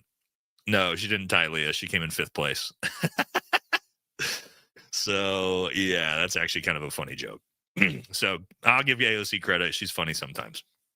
All right. That was pretty clever on her response. But guys, that's not the only two. If you didn't see this week, there's one more big name in the Democrat Party who said they are considering running. Oh my God. If you didn't see this, guys, yes, it's about to happen. Potentially, she's coming back. Kamala Harris tells interviewer that she may run for president again before the interviewer tells her that she has lower odds to win than Dwayne "The Rock" Johnson. Oh, she's been saying this. I've seen it in a couple different interviews. She's talking about coming back.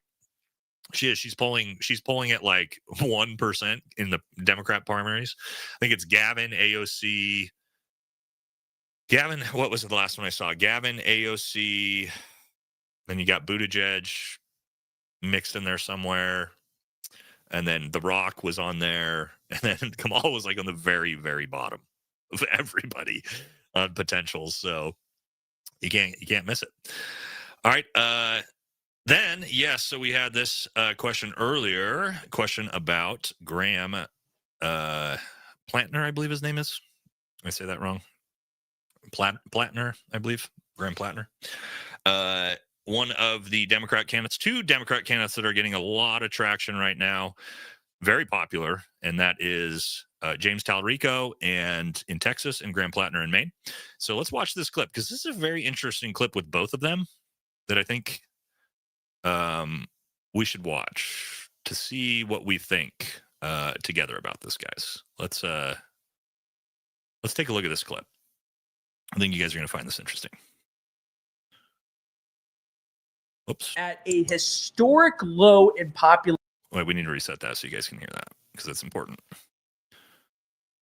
So as the Democrats are at a historic low in popularity. Okay, look at this chart, though. I think this chart's really important. Yes, Democrats are at an absolute historic low in support. But the thing is, if you look at the chart, Republicans are also almost at a historic low for support. But Democrats are definitely struggling. They got no face to the party. They're basically rudderless. Nobody's steering the ship. So the idea is, are these 2 gentlemen potential, moving the party in the right direction?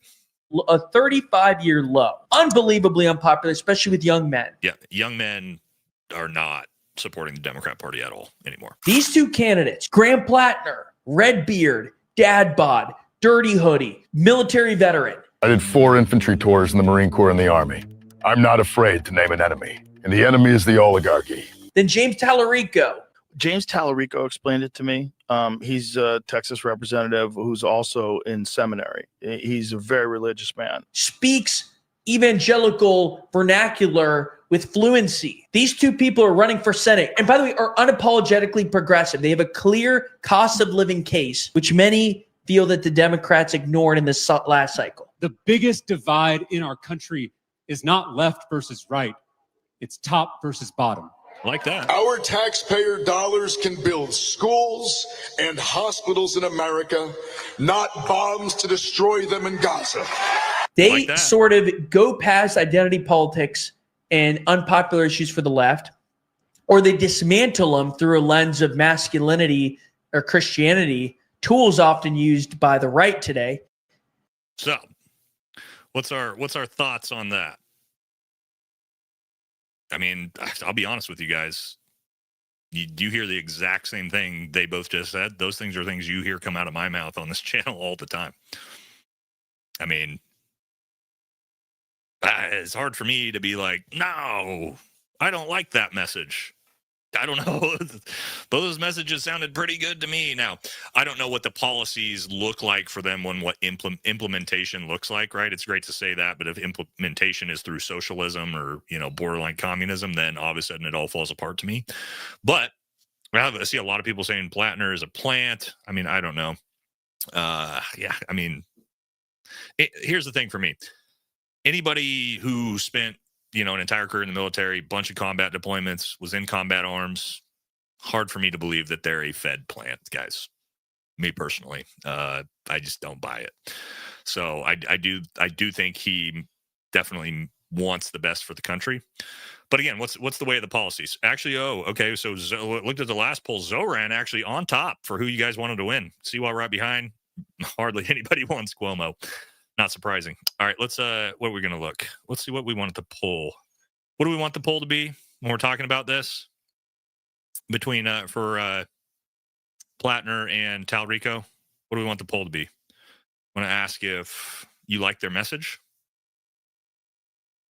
Somebody give me something we can do the poll with. They're all feds. Yeah, I mean, politicians are politicians at the end of the day. Come on, somebody give me something. Talrico or Trump? No, we need both of them. Come on, somebody give me a good one because my brain's not working to think about it. Well, we're not going to do a poll until I see a good one. All right. Where we at? Got to refine myself. All right. I believe we are moving into Republicans. Actually, what we do a quick poll. We're going to take a 2-minute break because I need to pee. You guys, grab yourselves a drink. Come on back. Don't leave because we are about to move into the Republican Party, and we're going to start with a spicy clip. Let's say, support Talrico and Plattner's message. Yes or no? Let's start with that poll. And then I will be back in a minute and a half, probably. Stand by.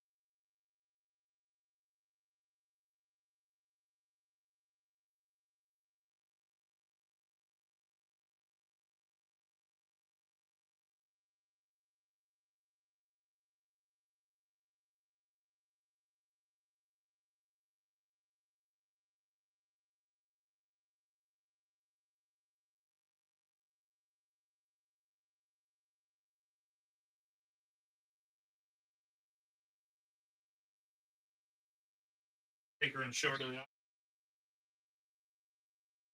Right. We're back. Sorry about that. Tried to find Munchkin to bring her to you guys, but she's hiding somewhere.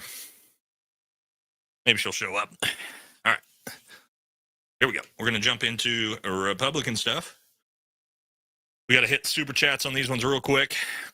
Make sure we don't miss anything. People are talking for the kids. Semper Fi from Bruno. John got all quiet. B. Hodson, please add this to your donation for all the people who are in need on behalf of John. What's his face? You are so very different. But I love seeing how much we have in common. It's refreshing, and we need to see what we all have in common. Keep up the good work. All right, I will do that. All right, guys, save your money. If you want to donate to the charity, save your money for when we do the big charity stream. So that way we can, when we see big, here's the idea behind it, right? Like if you got big donations and we're doing a cool charity stream, it makes everybody else get excited and want to donate too. So save them for the charity stream, and then we can do a big blowout, raise as much money as possible for the local food bank on that one. All right. All right. Have you seen the number 33 appearing anywhere? What's up with that? What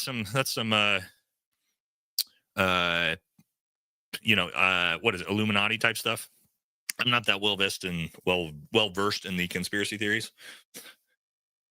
John, number 20. All right, but his always do. That's 350 here. Want to debate the fact that I call myself Christian. Everything I gave you is my money. Happy to see if it goes to your kids in your state. Don't like assuming they hate that. You, brother, you came in here complaining about American children being fed, and I'm sorry, but if you've read the Bible, that Jesus would slap you in the face for that. I mean, that's literally the opposite of his entire fucking message in the Bible. Well, I want kids to starve. Like, no, sorry, dog. Again, you stepped on your own dick with that one for me personally. And I know chat is not happy with the things you said either. So it is what it is, man. But again, I appreciate it because all that money is going to the food bank. Susan wanted her $50 for the food bank too. She commented in the super chat. Okay. All right. Again, save them for next week when we do it with JD, guys. All right. But I appreciate it. I'm in 2A lefty for your content. We can disagree, yet some meet in the middle. That's democracy. Yeah, that's the entire point. That's what I tried to do. Gavin, I'm back today. Newsom. Yeah, Gavin's back, baby. Would you buy a used car off Newsom? He might be able to convince me to. He's a good talker, right? He tried to convince you that he used to be poor and had to eat Wonder Bread to, survive growing up in an upper class family. So Newsom grew up poor, just like Ghetto Crockett. Yeah, she grew up poor too. There's a lot of that in the Democrat Party. Thank you, Matt. Kitty, Iraq just changed the law to lower the age of marriage from 18 to 9. Super glad all the war and lives being lost made a big difference. Okay, well, here's the thing, Kitty. I need you to understand that in Islam, anything that the Prophet Muhammad did in the Quran is acceptable. And be very clear that actually that's older than what's acceptable for the age of marriage, 6 years old. So it's actually pretty progressive of Iraq to only make it 9 years old. Muhammad got married to Aisha at 6 and consummated at 9. So just so you know, like, people, you can get mad about that and say that's not true, but no, that's true. Okay. So just something to think about when you're trying to understand cultures in that side of the world. That's the thing. Joseph Willing, $50, came for the Kirk coverage and stayed for the political home and common sense, my new favorite channel. Thank you for your service. Thank you very much, Joe. That's super generous of you. Glad to have you guys here. These political streams, I didn't really expect hardly anybody to show up and want to watch, and they've been great, and there's been a lot of people. So as long as you guys keep showing up, I'll keep doing them. I actually have to put a lot more work into these than the regular videos and lives, because I basically spend all week, getting all these clips together and tracking everything. So I'm glad you guys are enjoying it. Matthew Summers, no more poop noodles. Okay. You are Halos fan, $20. You are factually correct regarding the Trump admin where former Dems, but to be honest, the Democrat Party is history and has been hijacked by Marxists. JFK would be right-wing extremist. Yeah, I love JFK. JFK, I think, is the greatest president ever. He's the only one that didn't kiss the wall.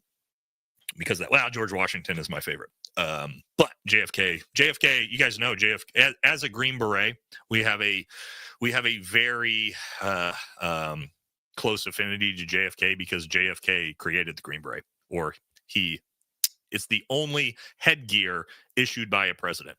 And so it's a big deal to us. JFK was very, very pro Army Special Forces and the Green Beret. A lot of history there. So yes, big fan of JFK. But to your point, yes, yeah, JFK would have been he'd been like the only America First president we've ever had in the last, or since him. So yeah, I wish we had fucking JFK as a president right now. Or any semblance like it. Anything resembling that would be fantastic. Gazin, I've seen some shit too. Newsom. Yeah, I know. I love how he's sitting there with, 3 black guys. So he's gotta use the accent, with his homies. Just a little fucking reptile, little salamander, little shapeshifter, chameleon.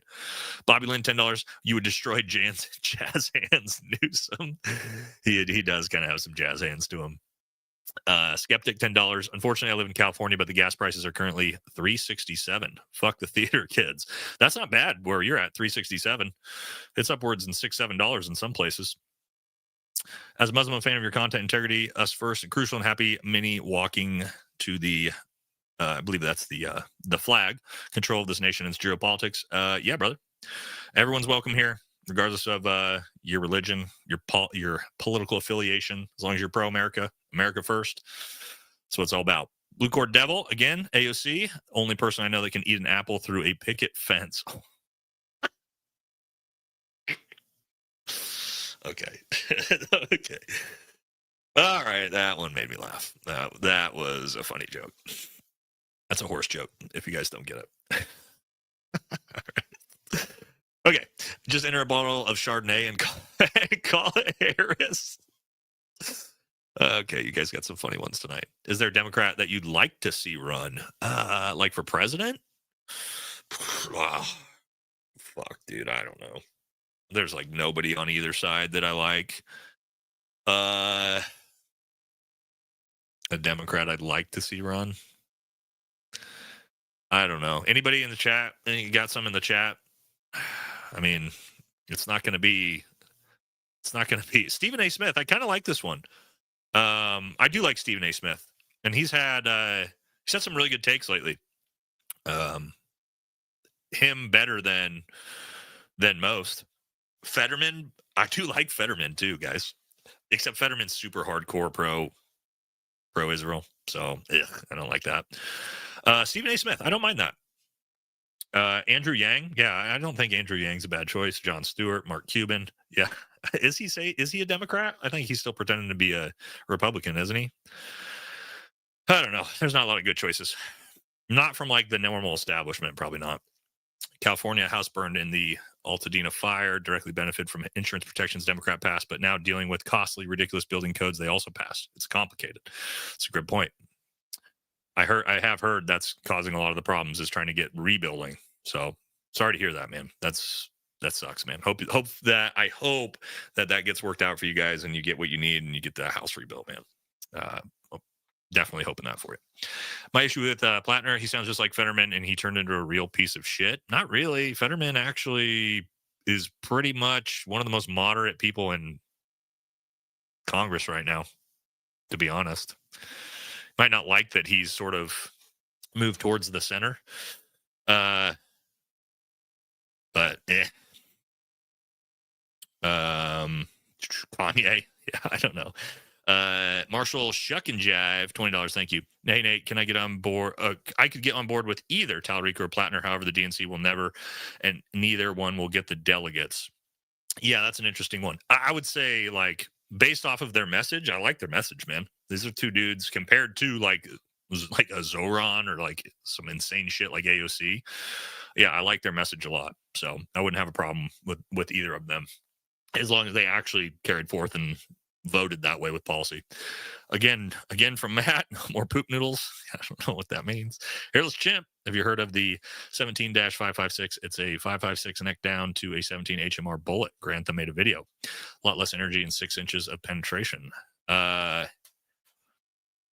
I have in the 5.56 neck down. I haven't. I'll have to take a look at that. We've been messing around. We're actually me and my buddy Brian, who I did the 30-06 ballistic test. We've been messing around with creating some weird reloads with some really low grain, like varmint round bullets, kind of doing some stuff like this to see if we can maybe do some wazoo shit that guaranteed no 22-year-old fucking gamer kid could do. But just to see if it's possible and we could recreate, but we'll have to see what happens with that. So anyone thought about the camera behind Charlie could have had a hidden mechanism? Yeah, a lot of people have thought about that. That's a tough one. I doubt it. My tinfoil hat started to corrode, so I had it chrome dipped. Funny for the kiddos. That's a good one. All right. Sigmund Freud, how corrupt is Congress, or excuse me, how corrupt Congress is now, do you think any president could actually make a difference? Yeah, I do. I think Donald Trump, with the power that the executive power he's wielding, he 1,000 can make a huge difference, but he's wielding it in a way I think is stupid, which is sending money to fucking all these foreign countries instead of doing policy that's going to help Americans. But he could. He's just deciding not to.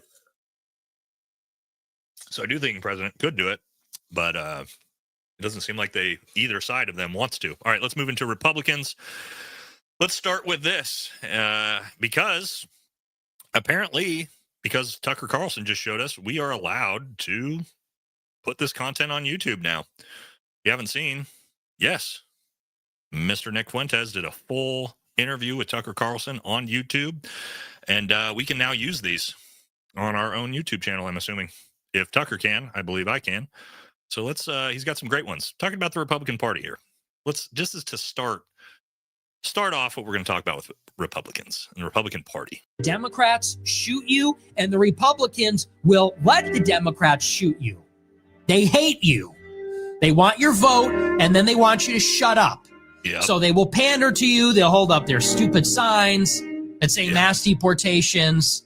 They'll do what they need to do, say what they need to say to get your vote. And then once they have it, they say, all right, now go away. We don't want to hear your complaints, your criticisms, your ideas. We don't want you to help. We don't want you to have any power. They don't even really care about Christianity or whites or any of that. That's just stuff they say. Then you can go and fuck off while they deliver for the real power. Yep. I mean, That pretty much sums up the current Republican Party fucking perfectly, right? This is what just happened in the last. Yeah, there might be some Israel protection coming pretty soon. That's nailed it. I mean, they ran on all those things, and then did none of them, other than the border. Then the whole focus became Israel, and that's the reality of it. All right, interesting. And we'll talk about that at the end. That's always going to be the last thing we talk about. All right, then we got this, which is interesting. And yes, this is a real one. All right, Gen Z males are turning away from Donald Trump, but are not aligning with the Democrat Party either, expressing frustrations both sides. This is not just happening in Gen Z. This is happening in a lot of the Republican Party, is this exact thing right here. People are moving away from Trump because he's not doing anything he said he was going to do. And they're also not going to the left, which is a lot of us. That's me. That's almost exactly where I'm at right now. Whereas I'm moving away from that, but not moving towards the left. I think a lot of people are going through that same thing right now. And it's an interesting one. But according to Donald Trump, that's not the case at all. So let's see what Donald Trump had to say. So Donald Trump just came out and said this yesterday. His post, man. All right. After winning 3 elections by a lot, I am now getting the best polling numbers that I have ever received. That's just objectively like the opposite of true. But okay. People see how strong the economy is. That's objectively not true. The trillions of dollars of investment pouring into our country. From where? The record-setting strong border. He did have that. That one is a tips of the hat. Very true on that one. After we give him credit, we're going to give credit where credit's due. The border, fantastic job on the border. After years of millions of criminals pouring through it, totally unvetted and unchecked. Ending 8 wars in 8 months. That's totally made up and fabricated, and I can break that down. He hasn't ended any wars, objectively. Maybe one, and we'll talk about that. No men playing in women's sports. No transgenders. All right. So, again, currently, according to Trump, he has the highest approval rating he has ever had. By all polls I have seen, Trump is sitting between 37 and 40%. And that's from leftist to Fox News, 37 to 42. I think Fox News had the highest at about 41%, which that's really bad. You guys realize 37% approval rating is like Biden at his worst. Those are really, really bad numbers, like objectively bad. But I digress. Okay. But again, I don't know where those polls are. But again, yeah, I don't really understand that. But let's talk about some other things going on. And this is what's causing everybody to be the most pissed off, of course. And that is, of course, what's happened recently. We all know. And that was the decision to give $40 billion to Argentina. But not only that, also make agreements to say that the United States will also buy Argentinian beef to bring down prices for American consumers, which is going to absolutely skullfuck ranchers, American ranchers. So yeah, a lot of farmers and ranchers are pissed off about this right now. And he got asked why are we going to do this? Okay. And this was his answer of why. He says, we'll buy Argentinian beef because, he said, reporters asked what he'd say to U.S. ranchers losing their shirts. His answer, Argentina is fighting for its life. They're dying. Oh, okay. So okay. Meanwhile, 77 American cattle producers a day are going out of business. Well, Argentina's fighting for their life, ladies and gentlemen. So, yeah, I don't care. Like, I don't give a fuck if Argentina, their economy sucks. I don't care. Argentina is like trades with us at like 1%, 2% of our GDP. They're not an ally. Did Argentina send troops to fight alongside us in the global war on terror? I don't recall meeting any Argentinian troops. So, okay, seems very bizarre. But there's a lot of ranchers who are not happy about this, and we're gonna see their response. Okay, so let's take a look at a few of these responses from, and we got a little bit of a crash out, but kind of a deserved one here. Hold the fuck up. Let me see if I can get this straight. Because there's just no fucking way. First, this motherfucker starts a trade war that everybody told him wasn't going to work. Then he goes out and bails out the Argentinian government to the tune of $20 billion so China could buy soybeans from them instead of buying them from American farmers. Then he says we're going to help those American farmers with tariff revenue, which, by the way, we ain't fucking seen yet. Then he turns right around, bends over, and says, you didn't fuck me good enough the first time, and bails out Argentina again and says we're going to buy Argentine beef instead of American beef from American farmers. And the cherry on top of it all, he then tells the Department of Justice that they owe him $230 million fucking dollars in personal damages. And you're telling me that while he was doing all that shit, I had to sit my fat ass in my hometown all last week and watch some of y'all drag my fucking name through the fucking dirt and call me un-American for writing a country song and making a video saying we shouldn't fucking racially profile people? Yeah, okay, here's the fucking thing. We want our flag and our fucking genre back. Oh my God. That dude went hard. Somebody said blood pressure, bro. Yeah, no shit, Mike. But at the same time, I get and again, we're gonna look at another one right here. I get it, man. I get why these ranchers are fucking furious, man. And here's another good one here too. I mean, he's right here with the cattle. This guy looks about like exactly what you would expect from a American rancher here. Hi, Chris Gibbs, Ohio. These are my cows back here, and they got a question. They've worked all year to put calves on the ground to feed this nation and beyond.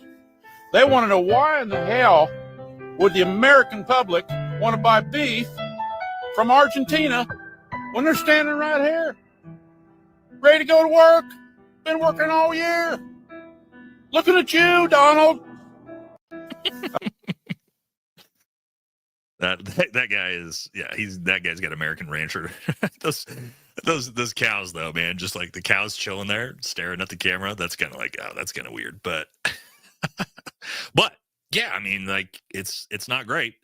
Our ranchers, and guys, here's the thing. I can tell you, where I live in Oregon, big farming and ranching area and community. I live in a rural area, and again, some of my good friends literally are farmers, big time farmers, and I can tell you they are not doing well right now.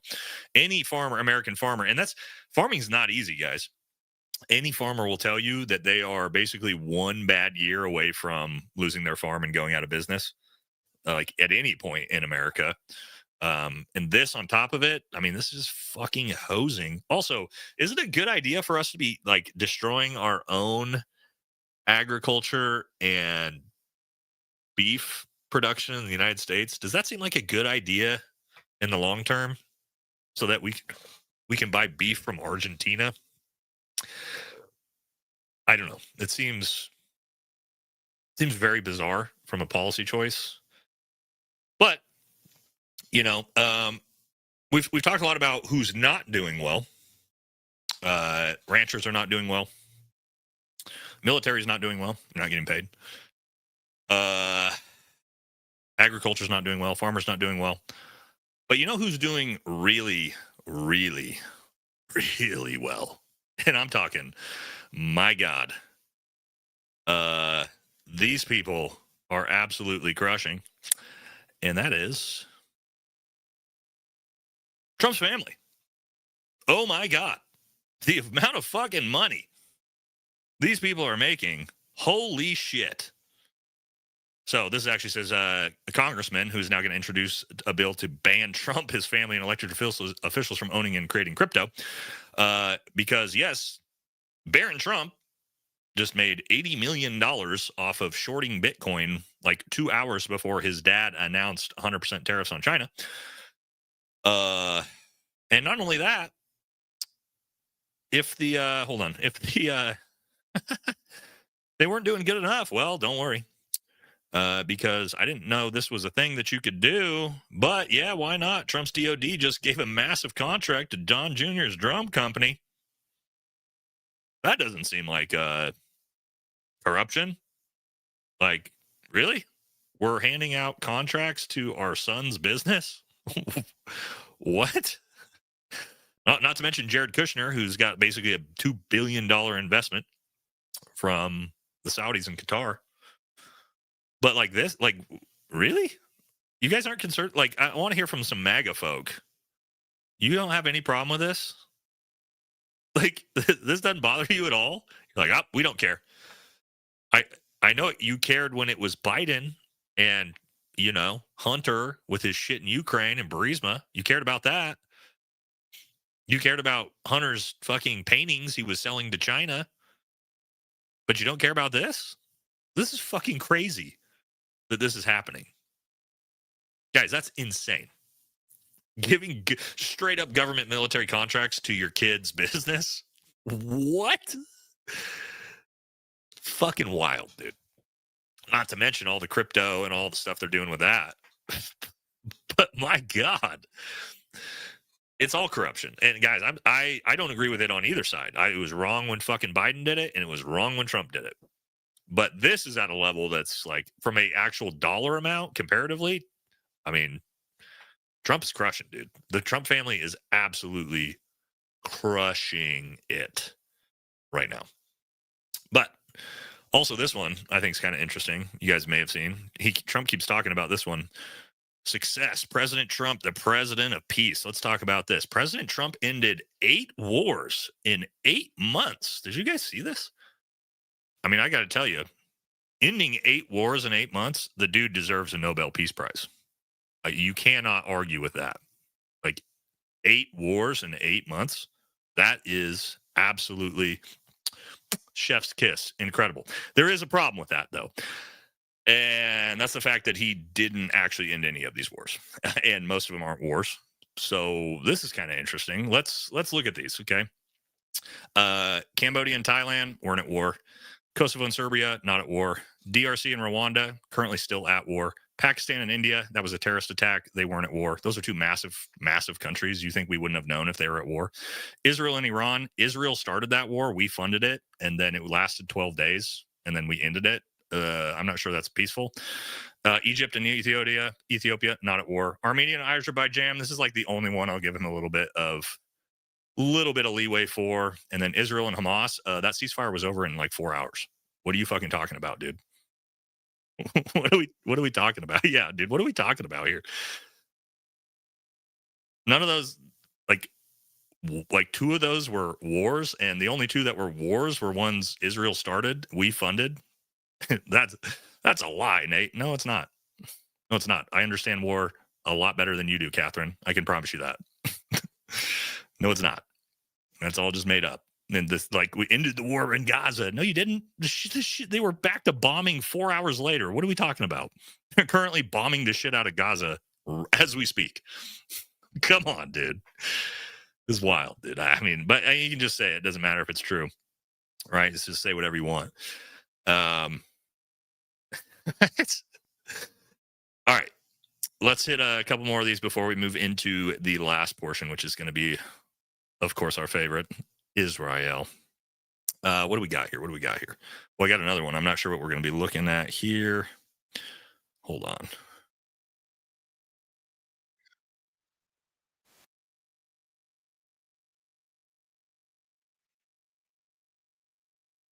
Here we go. Yeah, this is the one I'm looking for.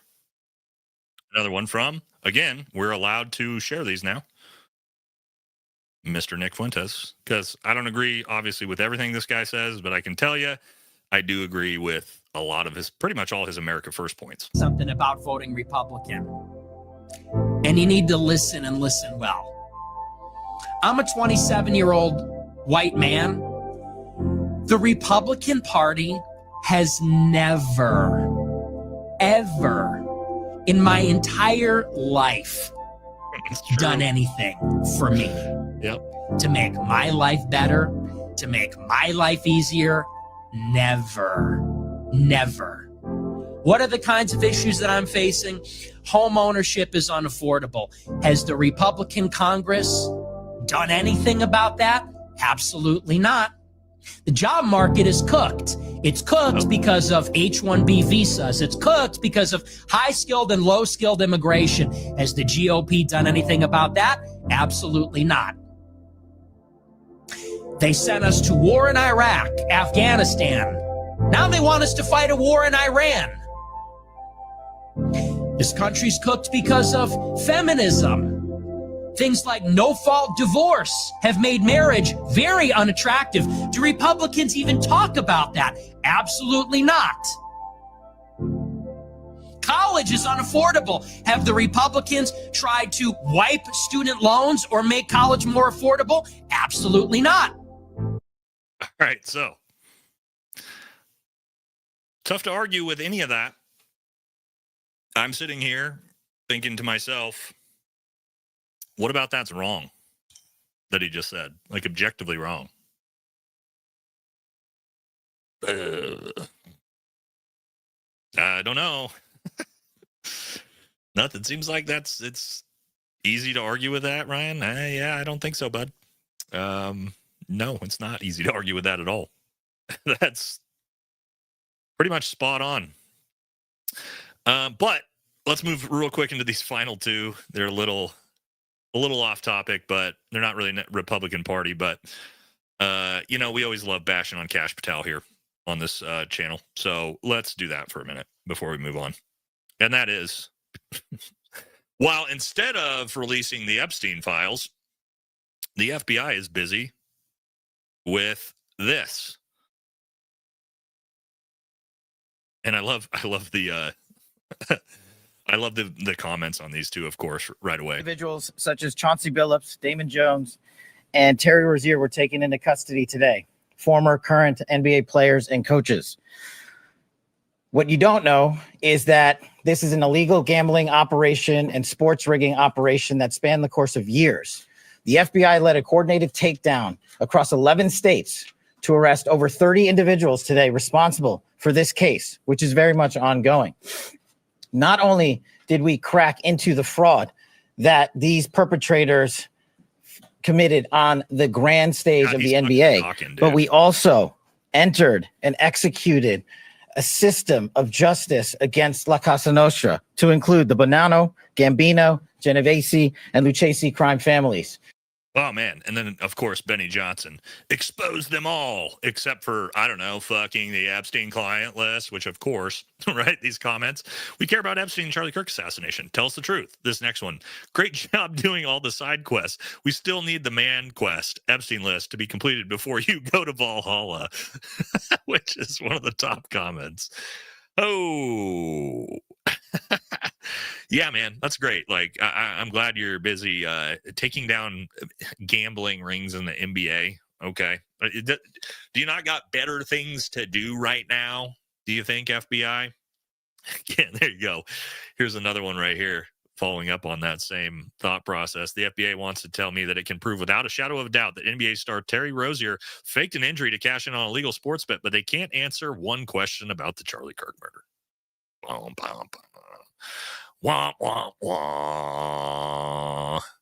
Also, why does he talk like that? Why does he talk like this when he's speaking and talking about cases? Weren't you a podcaster, dude? Jesus Christ. That dude is so... Here's what's crazy, man, with that guy. Him and Bongino both. You got to realize your job's up in 3 years or less, homie. And you're podcasters, which means you're coming back to this scene when you're done. No one trusts you. No one respects you. Good luck coming back to the podcast scene. You are going to get absolutely obliterated by anybody who watches you and all the other content creators. Because my God, dude. All right.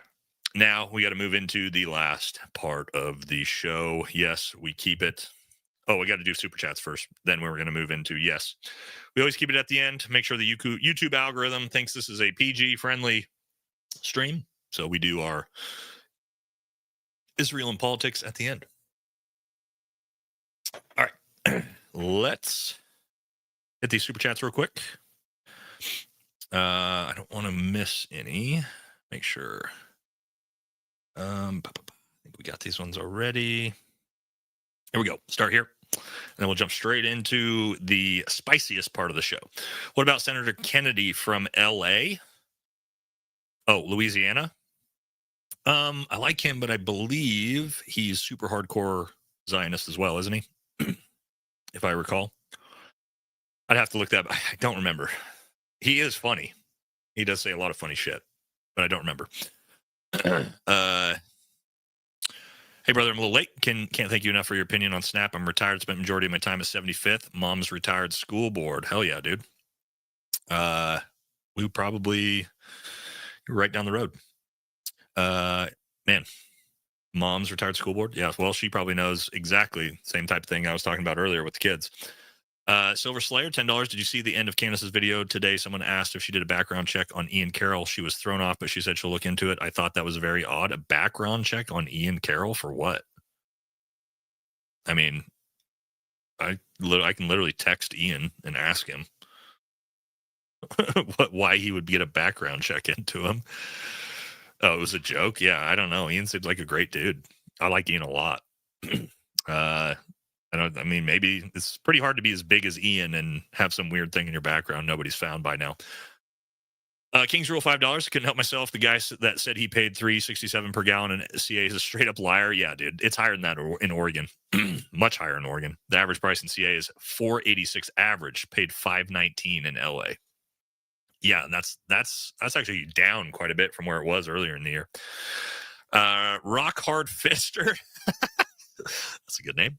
I'm tired, boss. It hasn't been a year now, and I'm the enemy within.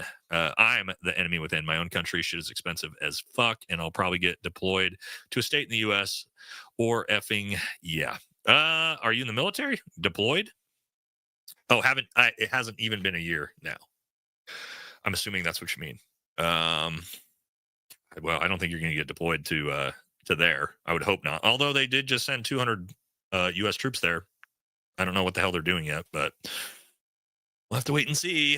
That's just very scary to me to have U.S. troops in Gaza because, you know, they really like to, I don't know, do these things called false flags. So maybe we shouldn't be there, please.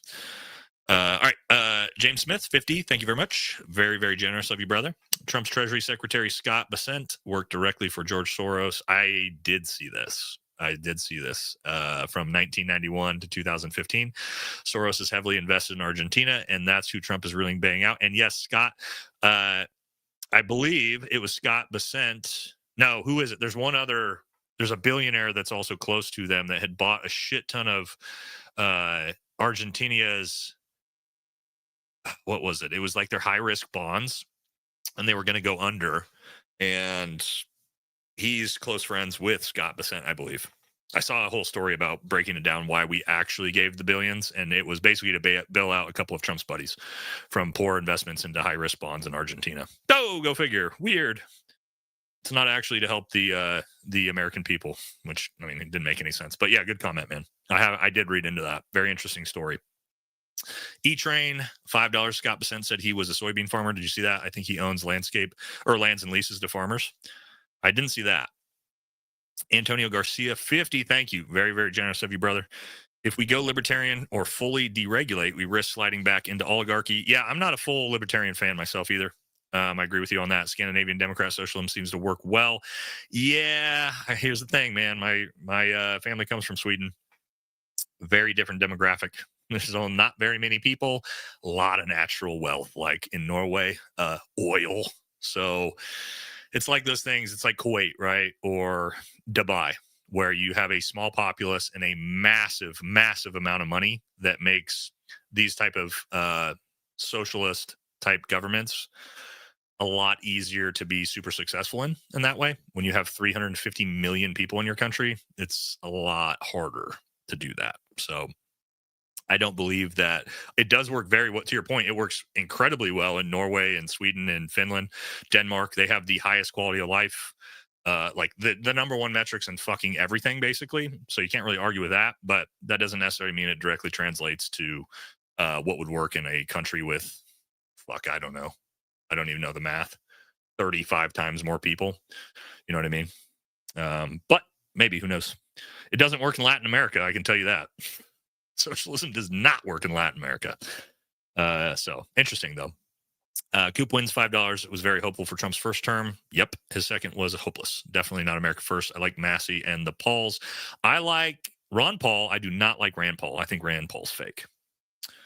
That's just me personally. I really like Ron Paul. I really like Massey. I do not like Rand Paul at all. Just rubs me the wrong way. I think he's super disingenuous, and I don't think he's authentic like his dad at all. That's just personal opinion. I may be completely wrong, but just the vibes I get from him. But really like his dad, really like Massey.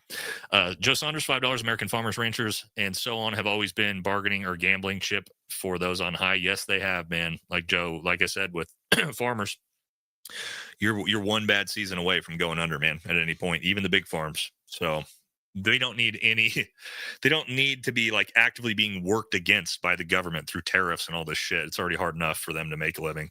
John Jr.'s drones are powered now.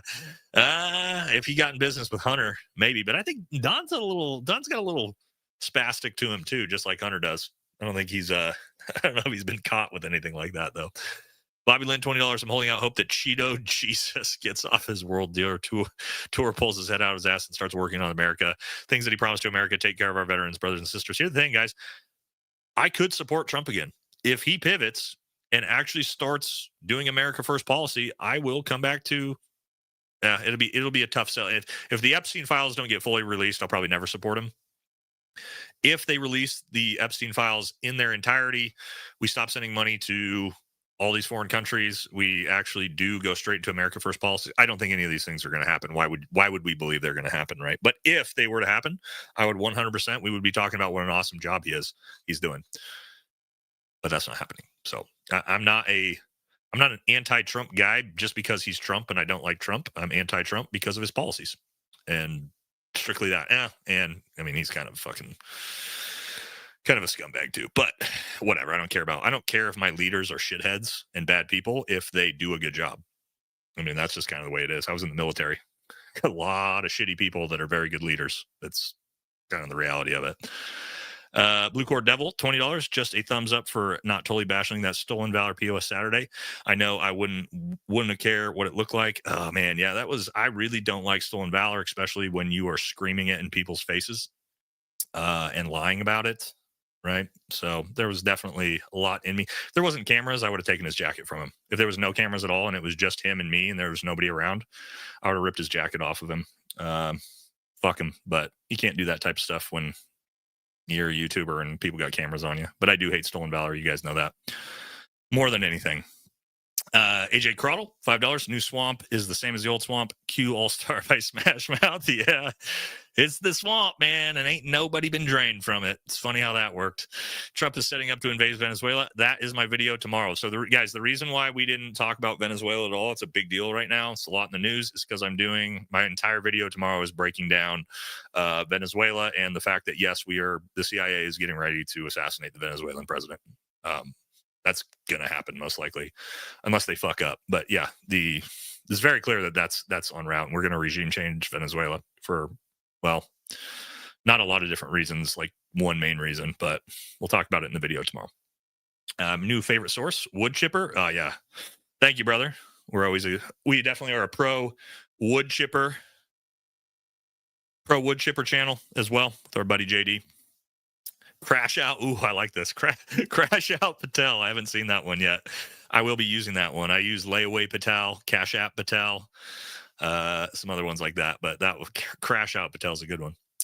Chris for $10. Can't let Manjami win. Siwa is incapable of running a large city. Unfortunately, MK is right. Cuomo is the only choice. Better the devil we know than someone we don't. I don't agree with that personally, but a lot of people do feel that way. NYC politics affects the world. Nah, I don't think so. Cuomo is governor, didn't affect the world. He, did horrible things with COVID mandates and killed a bunch of elderly people, but I don't think that affects the world personally. But again, Will he do a better job of running the city than Zoran? Yeah, probably. But again, I'm just like a burn it all down. Just burn it down. And then if he does such a terrible job, that'll usher in, maybe that ushers in a actual conservative candidate in the next election because they've done such a terrible job. You know what I mean? But we'll see. Geopolitician, $5 to clarify. The 9-year-old claim is from 9th century hadiths, not from the Quran. Later hadith, dominance sadly fueled stricter trends like Salafism. Yeah, okay, man. You can say that if you want, but that's not the way the culture is. And I've, lived there while deployed. So, but that's fine. Halos fan, $10. In my opinion, the only reason Israel is important to the United States is because of oil. Without a stable oil market, our spoiled asses would not be hating life. Israel helps us maintain stability on oil. How? I would love to have you extrapolate on that. I have no idea how they help us with oil whatsoever. We have the Saudis, we have Qatar. What do we need Israel for oil for? Venezuela. There's a lot of different countries. Our own oil. That's. I'm struggling to figure out. I'm struggling to figure out how that has any relevance at all whatsoever for us. But I don't know. Maybe I'm missing something there. I think the main reason why Israel is important to the United States is that all of our politicians are compromised by Mossad. Personally, but respectfully, Bussin, $5. I was going to bring you a piece on Saturday, bro, but couldn't get out in time. I'm late to the party, but why'd your stream get taken down? I took it down because YouTube immediately flagged it for 18 plus, demonetized it, and I don't want my channel to get it banned because there was a lot of naughty words being said. So unfortunately, YouTube gave me a slap on the wrist, said, bad boy, you're not allowed to show that stuff. So we took it down. It is what it is, man. You're crushing it, YouTube podcast land, so you're totally qualified to be the next director of the FBI. God save Oregon. I don't know. I'd like to say that I could do a better job than old Cash App Patel. I could definitely do a better job on the Charlie Kirk situation. Overall, I don't know. Could I do a better job than a podcaster or an attorney? Maybe. I'm not sure why an attorney's in charge of the FBI to begin with. So who knows? What do you think about Ballroom East Wing? Yeah, I'm not a fan. We were supposedly just going to tear down a little part of it. They tore the entire thing down. It gives me, Emma, very Marie Antoinette vibes. It's like right now the government's shut down, like billionaires building ballrooms while we're turning off food stamps and the military's not getting paid. Like it's very let them eat cake to me. It's just not the timing for it at all, personally. I don't know how you guys feel about that, but building a ballroom for elites to fucking do their champagne and caviar together while Americans are starving feels not good to me personally. It's very tone deaf, but they don't care. Who knows? Very out of touch. All right, so let's jump into the final part of the show. Thank you very much to everybody who's stayed with us. The whole, tone deaf for sure, I think is the right way to say that. Chris, agree with you. So let's jump into this. We're going to start with a little bit of comedy for the first two here as we work our way into this delicate subject. And what better way when it comes to comedy and it comes to this subject than one of my favorites, Mr. Tim Dillon, talking about Randy Fine, who is probably the most disgusting human being on the planet, in my opinion. Get up Randy Fine. Get a photo of Randy Fine. Now, this is the guy who literally said starve away. Get Randy Fine. Look how fat Randy Fine is. Randy Fine literally said starve away.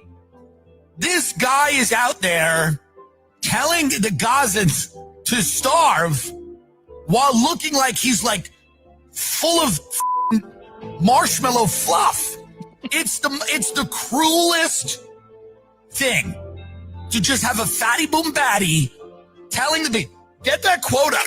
It's crazy that we are providing the material support to Israel to continually engage in this kind of barbarism. We have to cut off funding. We should absolutely cut off funding to Israel immediately.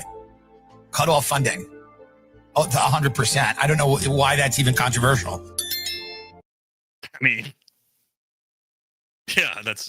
mean, my God, right, guys? Like, I love Tim Dillon, but like that one that Randy Fine is just disgusting human being. The fact that he's in office, American office, saying shit like that, 400 pounds, talking about how we need to starve Gazan children. Yeah, nah, dog. That's going to be a no from me. All right, another little comedy one before we move into the more serious stuff. It's comedy, but these are funny because they're comedy, but they're also, just objectively true. So. Of free choice when voting in U.S. elections is such a joke. Well, if Trump and Kamala were bought out in the 2024 election, not to mention Biden in 2020, excessive lobbying has been a thing for decades. But yeah, go ahead and pop your neighbor's tires because they voted different this year. Your neighbors are not trying to meet the people on top of the illusion of. Yes, sir. I mean, there's another. He ain't wrong. He ain't wrong, ladies and gentlemen. Nailed it. All right. Now, let's talk about sending money to foreign countries. We're going to have, again, talk about Israel, but also some things relevant to that. And if you guys haven't seen this clip, you need to see it because this is absolutely insane. Talking about all the different terrorist organizations that we are currently sending money to and have in the past, which is actually a lot. So here we go. Let's watch this one. Very, very rough clip to listen to. It for 5 minutes. Thank you, Chair Lady. Mr. Roman, are you aware that we are sending $40 million a week to the Taliban? Yes, sir. Can you name other instances of foreign aid going to terrorist organizations? We have assisted Al-Shabaab in Somalia. There's been instances of the Hamzi network in Sudan, Hamas, Islamic Jihad, Hezbollah, Kataiba Hezbollah, Hayat Tahrir al-Shams in Syria. Dozens of terror organizations have received indirect assistance from U.S. foreign aid. These lobbyists have come to the House and have tried to kill legislation like H.R. 160, which was meant to increase transparency in USAID's funding of overseas organizations. Is that a current piece of legislation? That's from the last session. And give me that number again. H.R. 160. And what does it do? It was meant to give U.S. lawmakers the ability to have higher transparency in terror financing investigations aimed at scrutinizing extremist groups. Mr. Premier. We had a regulation before we left in the last administration that anybody who touches money in countries where there's terrorists, those names have to go through databases, terrorist databases. That was overturned by Biden. How crazy is that? That one's a little bit older, but just to show you guys how much money we are giving to just random foreign countries and terrorist organizations. Yeah, it's wild. And just foreign countries. So again, every time you think like, oh, we can't afford this, we can't afford to turn on SNAP benefits. Yeah, well, there's plenty of money. All right, but let's take a look at this. If you ever wonder, well, we were talking about that earlier, like the comment about, it's oil. That's why America continues to support Israel. Okay, well, let's look at these. Let's look at these stats here on something real quick. You guys might find it interesting. So, as you can see here, crazy that Israel has 422 House seats. Breaking. House overwhelmingly rejects Major Taylor Greene's amendment to cut funds to Israel. 422-6.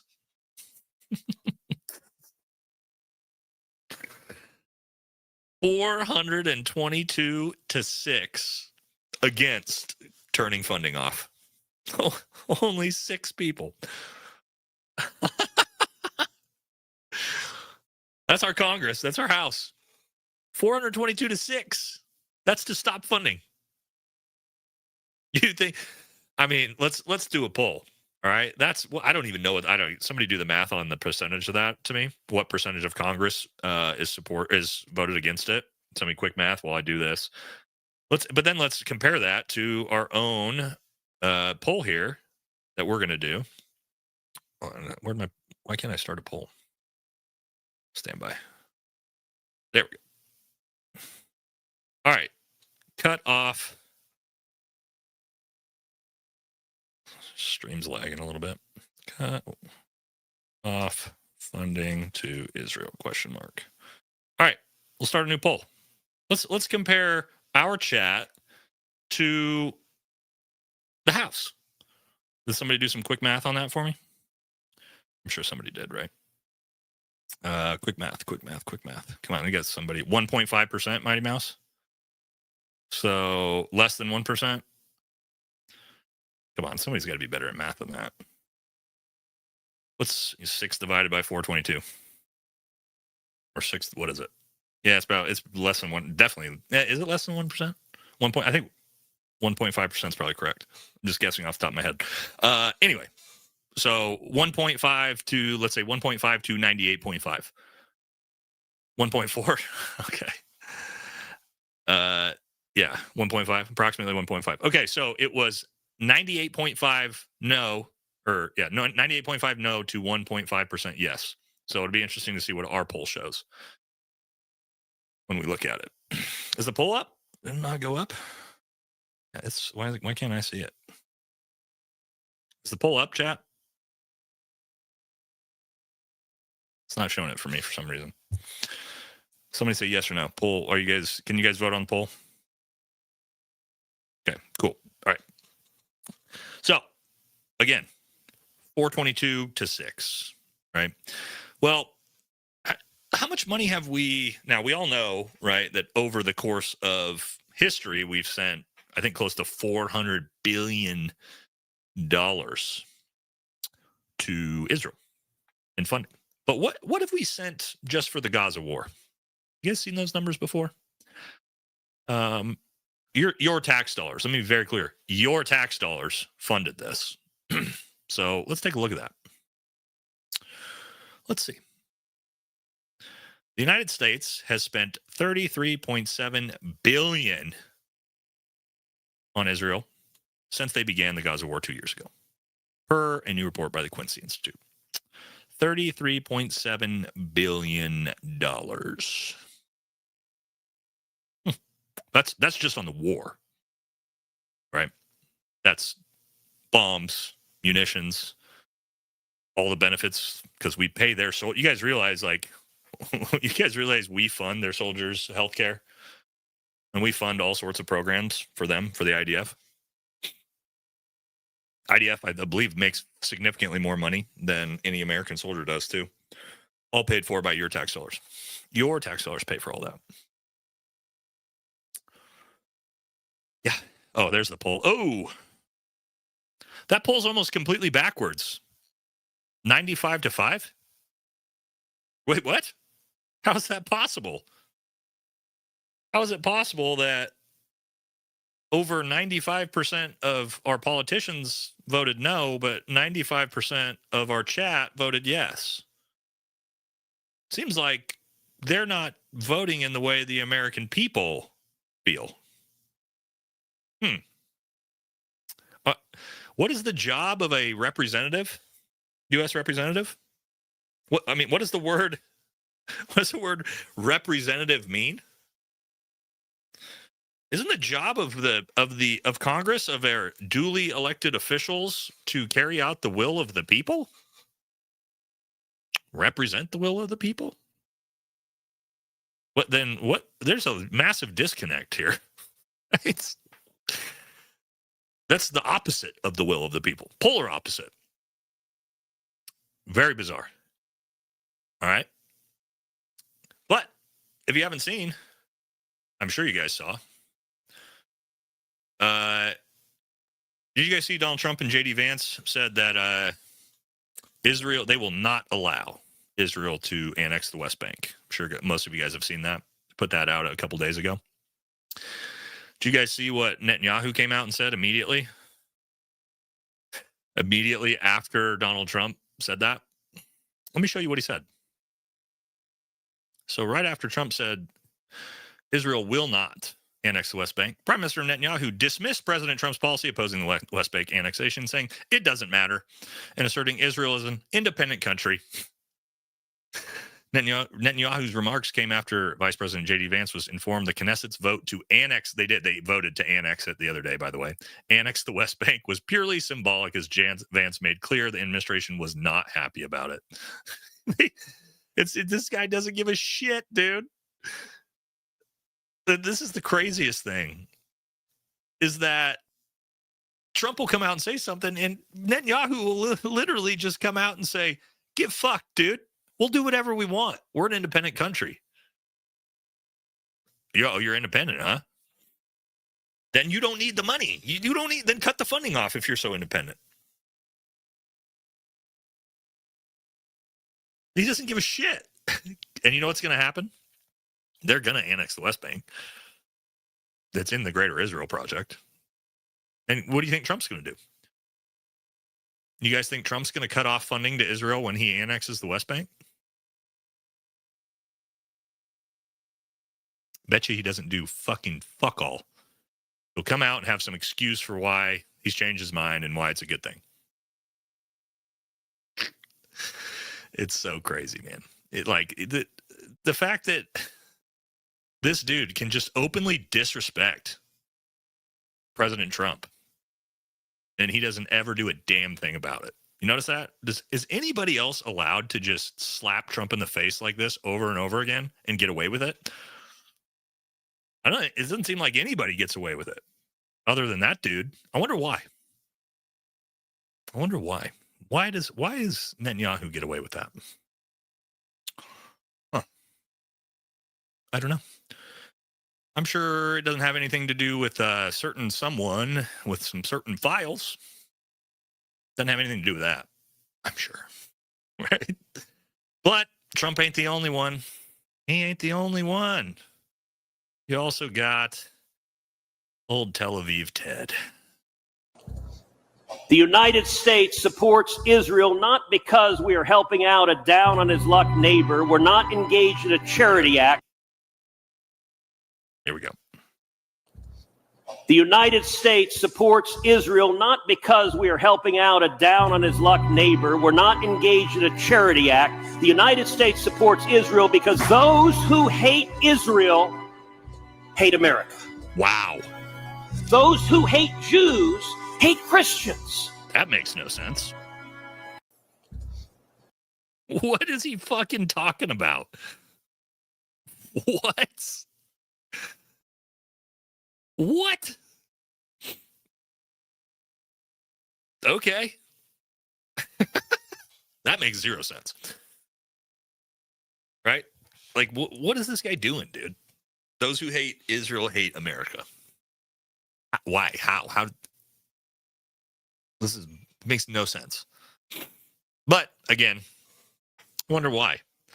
Wonder why Ted is such a simp. I don't know, guys. Probably the same reason the rest of them are. Hold on. I had another one I was going to bring up.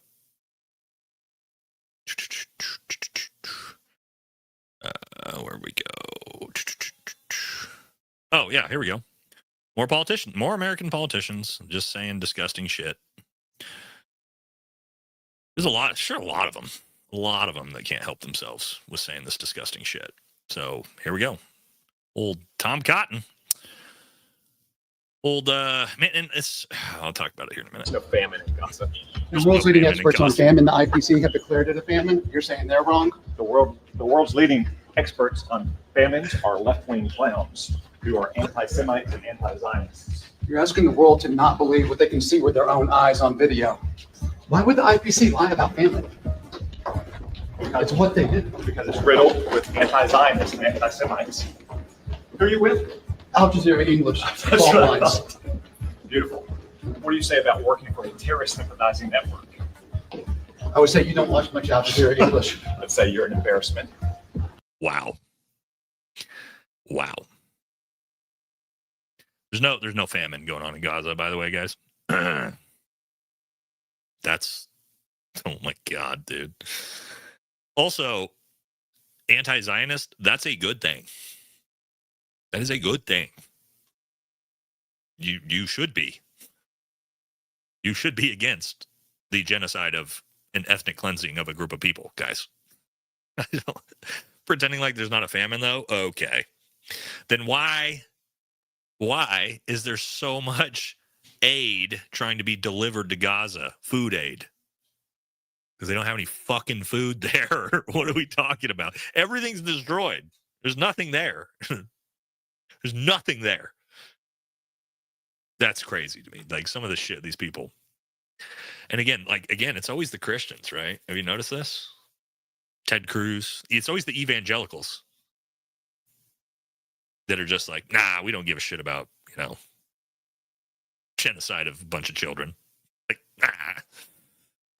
Oh, man. It's crazy to me. And again, I am a Christian. I'm just saying. It's just, I don't understand why people from my faith are the most disgusting ones the majority of the time when it comes to this type of stuff. It's bizarre to me.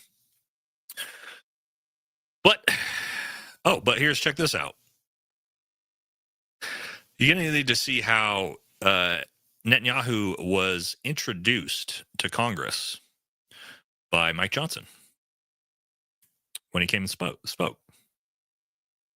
This stuff is it's insane to me that this is what we got going on. Of course, standing ovation.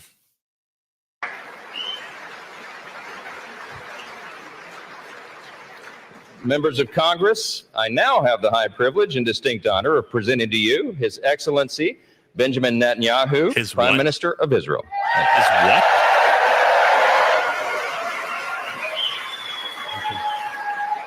Look at this.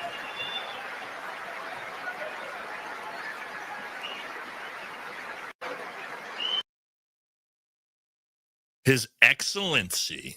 He was introduced in our Congress as His Excellency.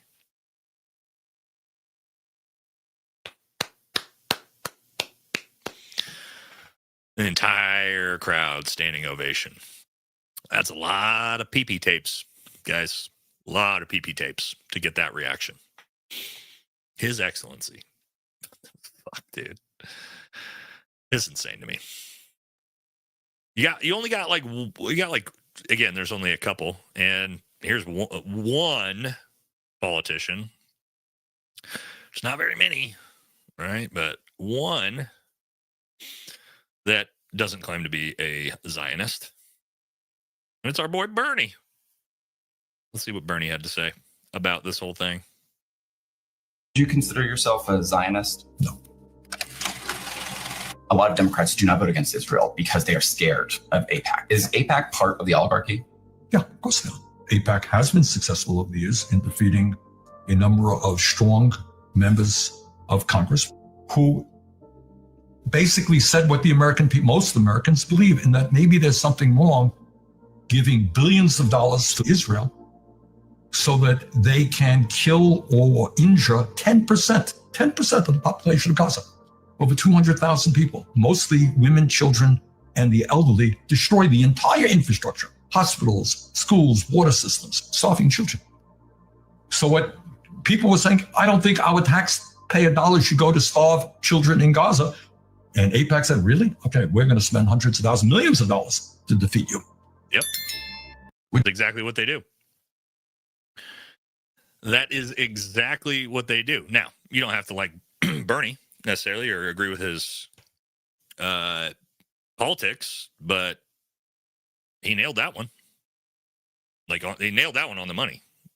Like, I don't want my taxpayer dollars being spent on that, personally. And there's, you can say whether, you want about him. He's one of the only people that's out there at least saying that. But that's what they do. So that's what AIPAC does is if you try to run your campaign and you are outwardly spoken against the state of Israel, AIPAC will spend tens of millions of dollars and primary you.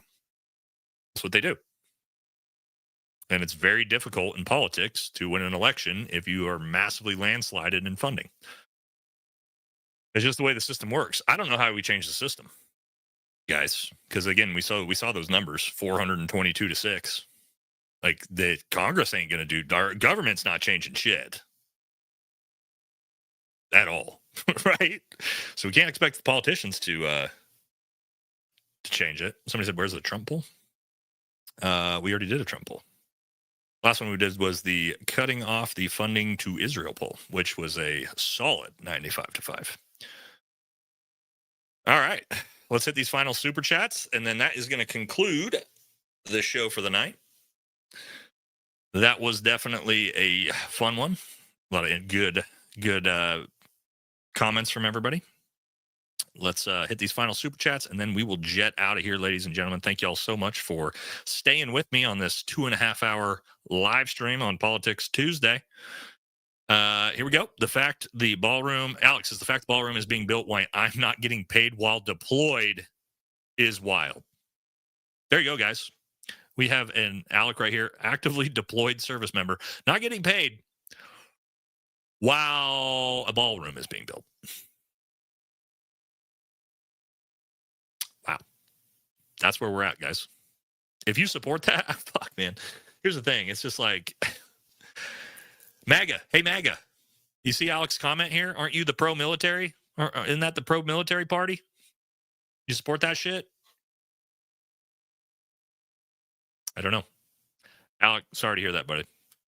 Hang in there, man.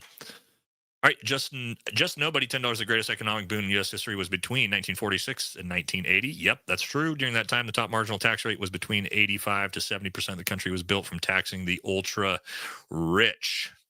Yeah, I mean, you could look at it that way.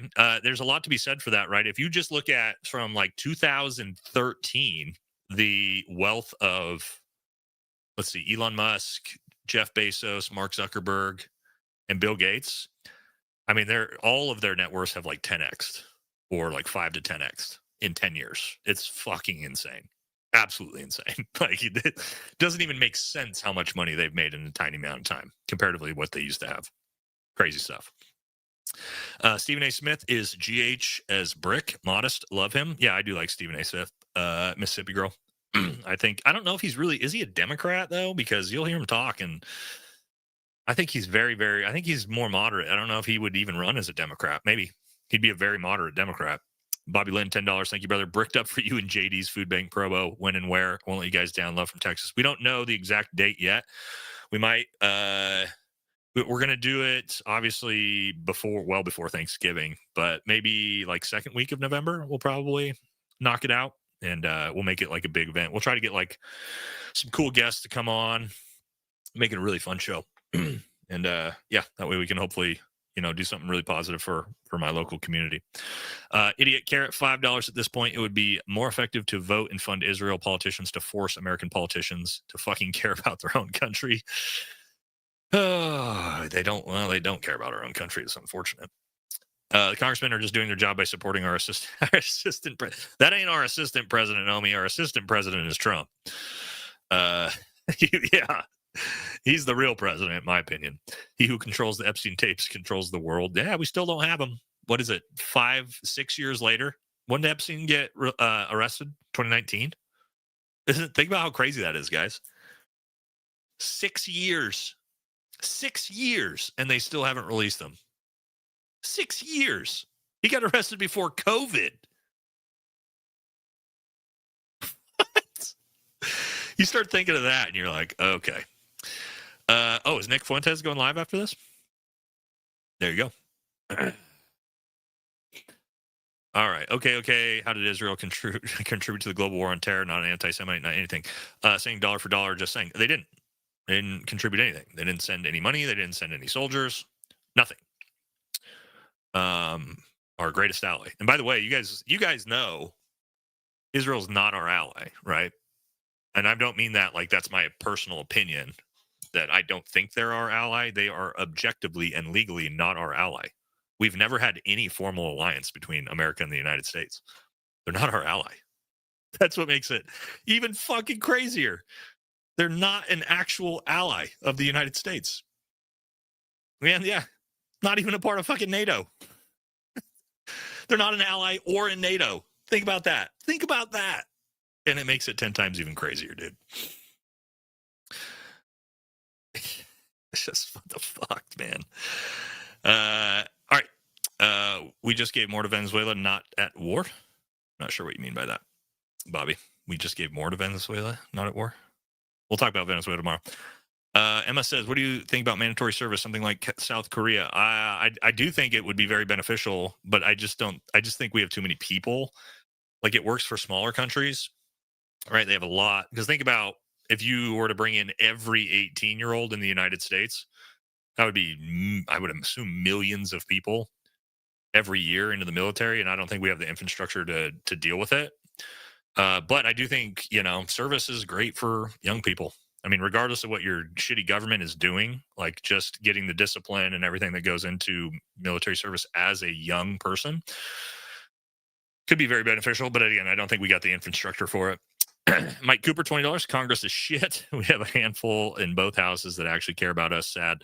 The founding fathers, 8 are rolling in their graves. Teddy is rolling in his traverse because of the hyphenated Americans we have. Our founding fathers overthrew the British for what? A 1% tax on tea? On tea. So, yeah, times have changed. Texas RN, $10. Thank you very much. Thank you for your honest opinion. 65-year-old conservative female, and you have opened my eyes wide. My votes will be changing. Thank you very much, ma'am. You are very, very nice for that comment. Appreciate it. Guys, I'm not the smartest guy in the world. These are just my opinions. So, I'm wrong about a lot of stuff too, on a regular basis. But my perspective, and I'm glad that you guys like listening to me rant. Filthy Irish peasant, $5. Trump's legacy will be Israel. Yes, 100%. It already is. Agree with you, 1,000%. He will not be in heaven. Well, I mean, I'm not going to go down that road. Neither will Tel Aviv Ted, and no mention of Christian genocide in Nigeria. Unforgivable. Yeah, it's interesting that we never talk about Christians being genocided around the world in history and today. Yeah, I agree with you on that. Israel must have built that time machine so they could go back 250 years and found the United States. They probably were somewhat involved in that. I mean, they're the ones that ran the slave trade, so wouldn't be that surprising. M Spiral, $10. Thank you very much. We got the biggest ballrooms and all of them. Yeah. Thanks, Eric. Jeff Willis, $5. Epstein and Trump did bad things in places like that ballroom he's building. Is it more for similar parties? I mean, again, it's like a ballroom at the state of the country right now. I don't couldn't have been like a mini golf course or something, dude. I don't know.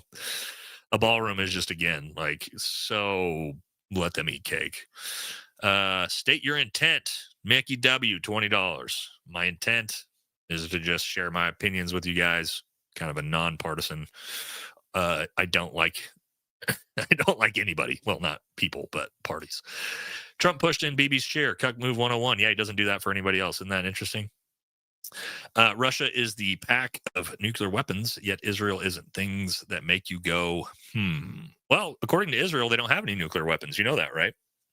Even though they have the Samson option as a part of their doctrine that they'll nuke the shit out of the whole world if anybody actually attacks Israel, but they don't actually have nukes, according to Israel. It's kind of an interesting one, Whoa, oh my God, Catside with the gigantic $200 donation. Thank you very much, man. That's crazy generous of you. I'm not sure if it's Senator Lee or another I heard on Redacted today. Said that he lied on his application. Oh, Zoran, stating he was not affiliated with any foreign policy. Are you talking about Zoran? Lied on his application. I'm assuming you mean his citizenship application, stating he was not affiliated with any foreign political party. I don't know. It could all be BS. If Rogans could work with Curtis. Oh, okay. And get their media behind him, he would win. So I have seen that he did potentially either lie or lied through omission by not filling out some things he was supposed to on that. I don't know. I haven't seen it. I've seen people talking about it, and that's going to be the justification they use for denaturalizing him and deporting him. But again, who knows? The odds. I just think the odds of that actually happening are so low because, again, people, if you want to talk about people losing their minds, because he's got a ton of support, guys. He's got millions of people who are voting for him in New York. That's going to be a massive protests, riots. I don't think it's a good idea. But to your point, with Siwa, I think if they could get Cuomo out of the race, I think a lot more people would vote for Siwa than they're giving him credit for. Is it going to be enough in Democrat stronghold New York for a Republican to win? I don't know, man. I don't think Cuomo can win either, though, guys. That's the thing. If Siwa drops out, if Sliwa drops out, I don't think Cuomo can win either. So why, at least take your chances with a Republican, with Sliwa, which like everybody hates Cuomo. Cuomo is like the vote for him because we don't want Zoran, right? Like, so I don't know. It's, if Sliwa would ditch the stupid beret, he would have a better chance. Hey man, talking to somebody that wore a beret. I got one right up there. See that? See that beret? That's a beret right there. Watch yourself with the shitting on berets. But yeah, I see what you mean. I know what you mean, man. Most people look at that and be like, this is kind of weird. All right. Fuentes has grown up. He is going mainstream, guys. Nick Fuentes is now mainstream, and he has to tone down his rhetoric if he wants to be taken seriously. And you can tell that he wants to enter the mainstream, and there's absolutely nothing wrong with that. I think he deserves to, after being absolutely fucked over for his entire young life.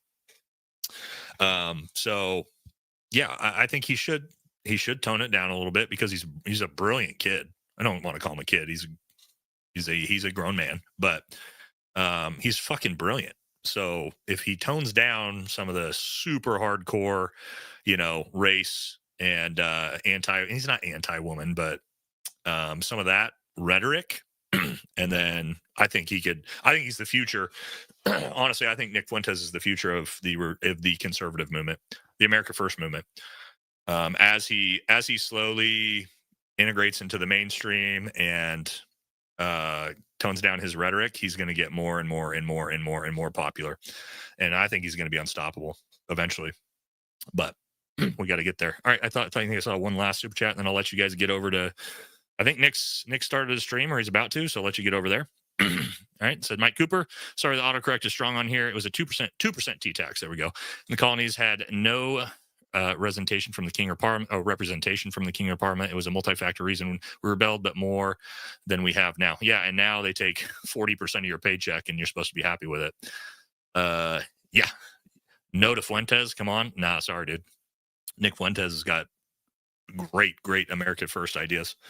Again, I don't agree with a lot of his more controversial stuff, but I think he's a really important part of the American First movement in getting away from the sort of rhino MAGA pro-Israel. He's a great disruptor, I think. And again, the people who are saying, oh God, no, not Nick, it's because you haven't actually listened to him. You've just watched some of his derogatory clips, and you've formed your opinion based off that. Should actually listen to a long form of him talk. Go watch his Tucker podcast. And well, in your opinion, yeah. You know what I mean? Yeah, he says some stuff that makes you uncomfortable. It's whatever. You don't have to agree. Again, I don't agree with a lot of it, but he says a lot of stuff in the American First movement that's really important. So that's going to do it for this one, guys.